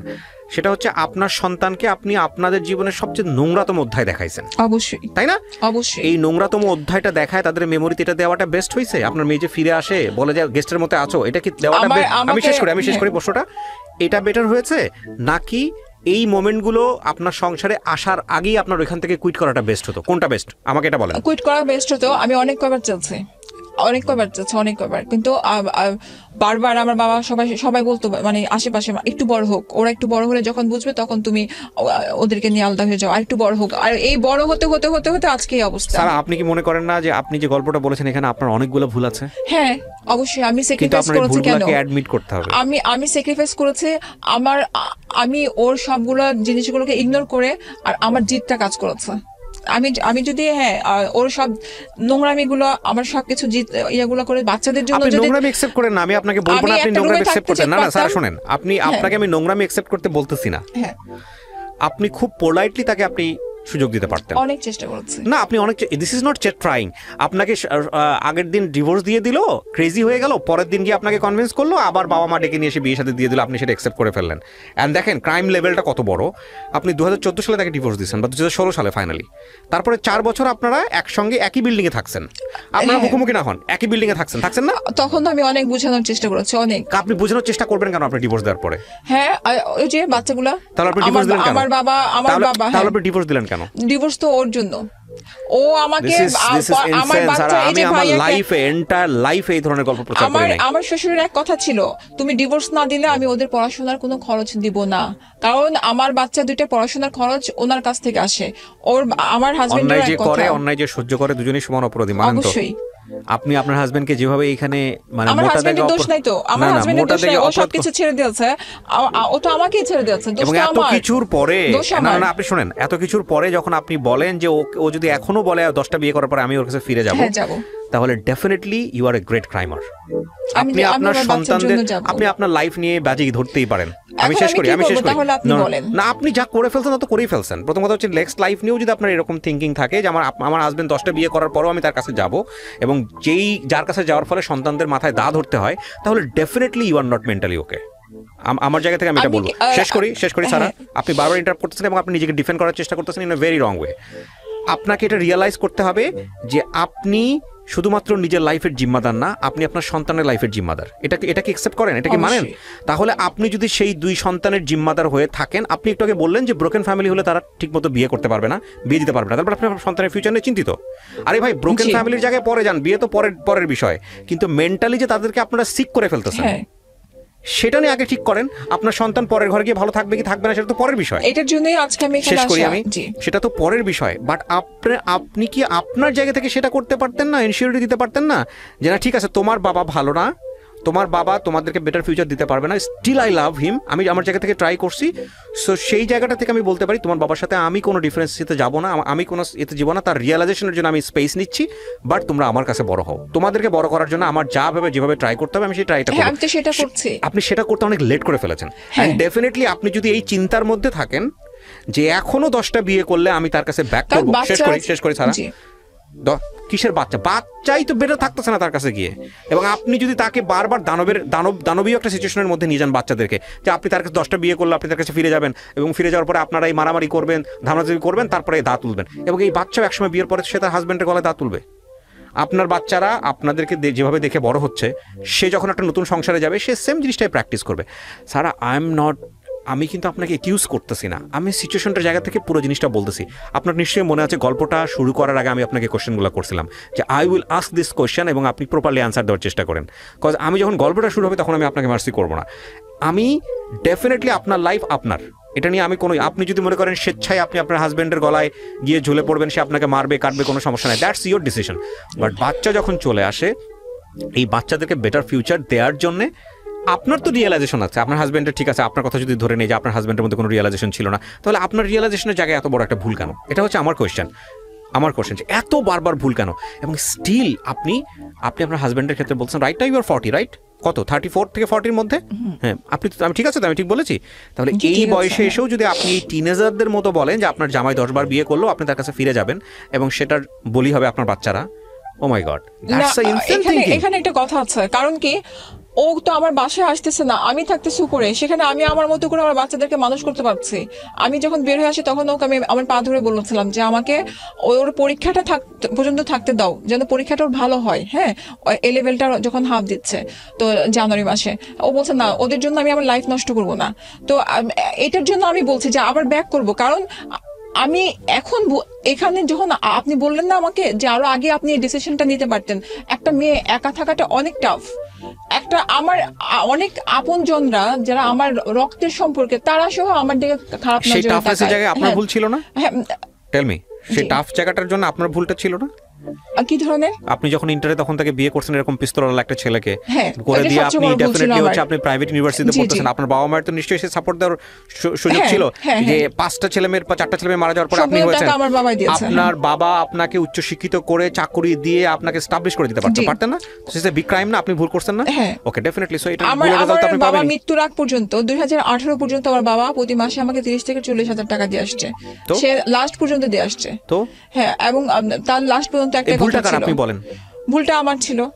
এবং ছেলেটা তো আপনাকে লাভও করেনি বলছে ফ্রেন্ড, আপনি তাকে বিয়ে করছেন। এবং ছেলেটা একটা মেয়েকে লাভ করতো, সেই মেয়েটা তার প্রাইভেট টিউটরকে লাভ করে দেশের বাইরে চলে গেছে, এটা জেনেও আপনি তাকে ছেলেটাকে বিয়ে করছেন। সো দেখেন, এখানে মেয়েদের এই যে জিনিসগুলা, ইমোশনালি একটা ছেলের প্রতি অ্যাটাচ হয়ে যাওয়া, ইমোশনালি একটা ছেলেকে এইভাবে চিন্তা করা, এবং ক্রেজিনেস, এই জাতীয় লাভের ক্ষেত্রে অনেক ভয়ঙ্কর রকমের ক্রেজিনেস থাকে। এরা মুহূর্তের মধ্যেই খুন করে ফেলতে পারে, এরা মুহূর্তের মধ্যেই একদম দুজনের জন্য একদম জান ছেড়ে দিতে পারে। দেখেন, এটা কিন্তু এনাদের এত বছরের কনজুগাল লাইফেও হয়েছে, যদি ওনাকে আমরা বিলিভ করি। সেটা কি, আগের দিনে ডিভোর্স দিচ্ছে, দিয়ে ছাদ থেকে শুধু নেমেছে, মানে 4তলা থেকে শুধু নেমেছে, পরে নিচে নেমে হাত পা ধরছে, চলো তোমাকে আমি আবার বিয়ে করবো। তো দিস ইজ দ্য থিং, এদের মধ্যে এই যে জিনিসটা, এইটা মারাত্মক। বিকজ আমি একটা কথা বলি, নোবডি ইনক্লুডিং মি, এই যে আমি এত বকর করতেছি বা এই যে আমি আপনাদেরকে দিচ্ছি, এই আমার জায়গায় বসে থাকলে আপনি হয়তো আমার চাইতে আরও সুন্দর করে বলতে পারতেন। বাট ইনক্লুডিং মাই লাইফ, আমি আমার নিজের জীবন নিয়েও বলি, প্রত্যেকটা কনজুগাল লাইফে প্রবলেম আছে, প্রবলেম থাকবে। হ্যাঁ, আমার অনেক অনুষ্ঠান আছে যেখানে আমি খুব পরিপাটি করে উপস্থাপন করি, বাট সেখানে যে প্রবলেম নাই বিষয়টা এরকম না, প্রবলেম আছে। কারোটা কম, কারোটা একটু অন্য ডাইমেনশনের, কারোটা অন্য ডাইমেনশনের। কিন্তু যখন in the case of child, যখন আপনি একটা বাচ্চা দুনিয়াতে নিয়ে আসেন, সেই বাচ্চা দুনিয়াতে আল্লাহ আপনাকে গিফট করে, উপহার দেয়, তো ওইটা আপনার কাছে সর্বোচ্চ আমানত। আপনি যদি তাদেরকে বেটার ফিউচার দিতে না পারেন, হ্যাঁ ঠিক আছে, আপনার ওয়াইফের অনেক বড় প্রবলেম আছে, মেন্টালি সে ডিসঅর্ডার, তার অনেক বেশি সাইকিয়াট্রিক, সে আপনার কথা একেবারেই শোনে না, কিছু শোনে না, ঠিক আছে, সেটা হাজব্যান্ডের ক্ষেত্রেও হইতে পারে। যখন একটা মানুষ অন্তত পরিবারে বোঝে যে না ঠিক আছে, আমি যদি এটা নিয়ে বেশি সাংঘর্ষিক অবস্থায় চলে যাই, সেটা হাজব্যান্ডের পক্ষ থেকে হতে পারে, ওয়াইফের পক্ষ থেকেও হতে পারে, বা দ্বিপাক্ষিকভাবে হতে পারে, তাহলে বাচ্চাদের জন্য এটা একটা ভয়ঙ্কর রকম অবস্থা তৈরি হবে। অনেক মেয়ে আছেন, বিশেষ করে আমাদের সমাজে অনেক মেয়ে আছেন, নিজে তো মরবো, বাচ্চাটারও মেরে ফেলবো, কি করব, বাচ্চা সহ গলায় ফাঁসি দিব।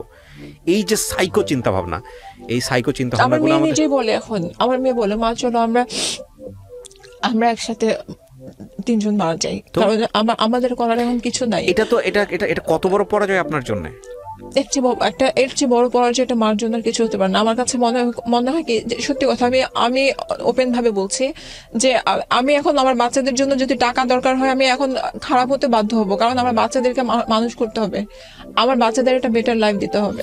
নিশ্চয়ই আপনার সেই চিন্তা করতে হবে না। আমি আপনাকে একটা প্রথম কথা বলি, আপনার চিন্তার জায়গাটাকে শান্ত করতে হবে। আপনি কিছু মনে করেন না, আমি আপনাকে সিস্টার হিসেবে, বোন হিসেবে বলতেছি, চিন্তার জায়গাগুলো খুব রাফলি কিছু চিন্তা আছে আপনার মধ্যে, যে জায়গাগুলো অবশ্যই স্টর্মিং এর জায়গাটা। আমি যারা খুব ভালো পরামর্শ দেন তাদের কাছে গিয়ে পরামর্শ নেন। আপনার ব্রেনের জায়গাটা অনেক বেশি স্ট্রং করা দরকার, আপনার মধ্যে কনফিডেন্টের অনেক ল্যাগ আছে, সেটা স্ট্রং করা দরকার। রাইট নাও আপনি যেই গল্পগুলো বললেন সেই জায়গাটা নিয়ে আপনার সঙ্গে অনেক বাদানুবাদ হচ্ছিল, কিন্তু এই গল্পটা থেকে হাজার লক্ষ মেয়েরা যাতে শিখে, এই জায়গাটা আমি বলতে চাই। The moral of the story is that কোনো মেয়ে নিজের পায়ে না দাঁড়িয়ে, নিজে ইনকাম না করে, নিজের ক্যারিয়ারের জায়গাটা সুষ্ঠুভাবে না করে কখনোই যাতে সিদ্ধান্ত না নেয়, বিশেষ করে এরকম রাফ অ্যান্ড টাফ কোনো ছেলেকে বিয়ে করার ক্ষেত্রে। আমি তো ক্যারিয়ার আমি এস্টাবলিশড হয়েছে, তারপরে তো আমি কিছু করতে পারি নাই। না, ডেফিনেটলি আমার ডিভোর্সের পরেও আমার এক্স আমার অফিসে যে ঝামেলা করছে, আমার বিভিন্ন কাজে যে ঝামেলা করছে। সারা বাংলাদেশে মেয়েরা কাজ করছে না, হ্যাঁ করছে, আপনার মতো মেয়েরা কাজ করতেছে না, আপনি পারেন নাই, ফাইন্ড আউট দ্য ওয়ে। আপনার জন্য পারাটা কঠিন হচ্ছে, কারোর জন্য পারাটা সহজ হয়েছে, কিন্তু বিষয়টা এরকম না যে সবার জন্যই সহজ। আমার কাছে কেন যেন মনে হয় ও ছাড়া আমার দুনিয়া নাই। হ্যাঁ, that's the wrong thinking. You need to think আপনার আরো রিলেশনের প্রয়োজন আছে, বাট বিগ এরর করেন না, এটাই হচ্ছে বলার। এবং এইখান থেকে অনেক কিছু শেখার আছে। আমি মনে করি আপনার জীবনের সবচেয়ে ভালো কাজ হবে এটাই, যে একজন সিঙ্গেল মাদার হিসেবে আপনার দুইটা সন্তানকে বেটার ফিউচার দেয়া। আমি জানি না স্টিল আপনার ছেলেটা অটিস্টিক কিনা। না, ও এন্ড হি ইজ ওকে, আলহামদুলিল্লাহ, ডেইলি স্টার থেকে ও অ্যাওয়ার্ড পাওয়া, সো ভেরি গুড। আপনি চাইবেন আপনার দুটো সন্তান যে কোনো ভাবেই হোক না কেন সেজন্য একটা বেটার ফিউচার পায়, এন্ড নট অনলি দ্যাট, এটা কিভাবে, অবশ্যই আপনি অ্যাট লিস্ট তাকে মেন্টাল সাপোর্টটা দেন। আপনি হয়তো খুব ভালো একটা টয় কিনে দিতে পারবেন না, আপনি হয়তো তাকে যে টাকাটা দেওয়ার দরকার ছিল সেটা দিতে পারবেন না, বাট আপনি অন্তত এই চিন্তা নিয়ে বসে থাকেন না যে ঠিক আছে তোমার বাবা যাই করুক আমি তার কাছে ফিরে যাবো। Don't think that. আপনি অন্তত এই চিন্তা নিয়ে বসে থাকেন না, যেই চিন্তাটা যে আমার মেয়ে যত কিছু হোক না কেন সে ব্রোকেন ফ্যামিলি, তার বিয়ে হতে সমস্যা হবে। কি যে বলেন এইগুলো, আজকালকে কেউ চিন্তা করে নাকি? ফালতু চিন্তা। 40,000 টাকা তার মাথায় থাকতে হয়, একটা ছেলের একটা সংসার চালাতে যে ইনকাম কমান। শুনেন 40,000 টাকার চেয়ে বিলো এভারেজ ইনকামে গিয়ে মানুষ লিভিং করতেছে না, অনেস্ট লাইফ লিড করতেছে না। সো আপনি আপনার ব্রেনকে আগে এই সিগন্যালগুলো দেন যে I have to cope up with this, এবং আপনার যদি ব্যাক গিয়ারে যেতে হয় আপনি যাবেন ব্যাক গিয়ারে। আপনি এই রকম ফ্রাস্ট্রেশন নিয়ে সমস্ত কিছু নিয়ে আপনি তো লাইফ লিড করতে পারবেন না। সো আমি গল্পটা শেষ করতে চাই এই জায়গাটিতে। এটা একটা অসমাপ্ত গল্প, কিন্তু এই অসমাপ্ত গল্পে আমাদের কোনো রিগ্রেট নাই, না আছে এই ভদ্রমহিলার হাজব্যান্ডের প্রতি, না আছে এনার প্রতি। আমাদের জীবনে কারো এই ধরনের ভুল এর চেয়েও ভয়ঙ্কর মাত্রায় চলে যায়, এবং এই ভয়ঙ্কর মাত্রায় গিয়ে সন্তানরা অনেক বেশি হ্যাম্পার্ড হয়। আমি জানি না ওনার সন্তানরাও নিশ্চয়ই আজকের এই গল্পটা শুনবে, যেহেতু তোমরা কিছুটা হলেও অ্যাডাল্ট হয়েছো, সেই জায়গাটা থেকে আমি মনে করি তোমাদেরও উচিত তোমার মাকে ওই মেন্টাল সাপোর্টটা দেয়া, যে মা যাই কিছু হোক না কেন তুমি যেহেতু এতদিন পর্যন্ত আমার সঙ্গে আছো, আমরা 3 জন মিলে ফাইট করবো বেটার ফিউচারের জন্য। যখন 3টা মানুষ একসঙ্গে হয়ে যাবে, ডেফিনেটলি তোমরা যদি এভাবে চিন্তা করো যে আমাদের তো একটা বেটার ফিউচার পাওয়ার কথা ছিল, আমরা কেন পাইনি, তাহলে হাজারভাবে অ্যাকিউজ করতে পারবো তোমার বাবা মাকে। বাট ওইভাবে চিন্তা না করে বরং তোমার মা একটা জায়গাতে খুব ডিফিকাল্ট সিচুয়েশনে আছে, সেই জায়গা থেকে তোমরা 3 জন মিলে যদি ফাইট করে সামনের দিকে যাওয়ার চেষ্টা করো, that will be the very good idea. এবং নেভার এভার কখনো বাবাকে কোয়েশ্চেন করো না, মাকে কোয়েশ্চেন করো না, কারণ দ্য থিং ইজ দ্যাট জীবন আসলে সব কিছু যোগ বিয়োগ করে হয় না। হ্যাঁ, যোগ বিয়োগ করে হয় না। আমি যে কথাগুলো বলতেছি আমার জীবনেও বিভিন্ন রকমের প্রবলেম আছে, তো সেই জায়গাটা থেকে আমরা মনে করি যে বেস্ট সলিউশন যেটা, সেই জায়গাটায় যাওয়া উচিত। অ্যাটলিস্ট নিজের ভালো থাকার জন্যে কারো কোনো ক্ষতি করা উচিত না, আর ততটুকুই এনজয় করা উচিত জীবনে যতটুকুতে অন্যের কোনো ক্ষতি না হয়। অন্তত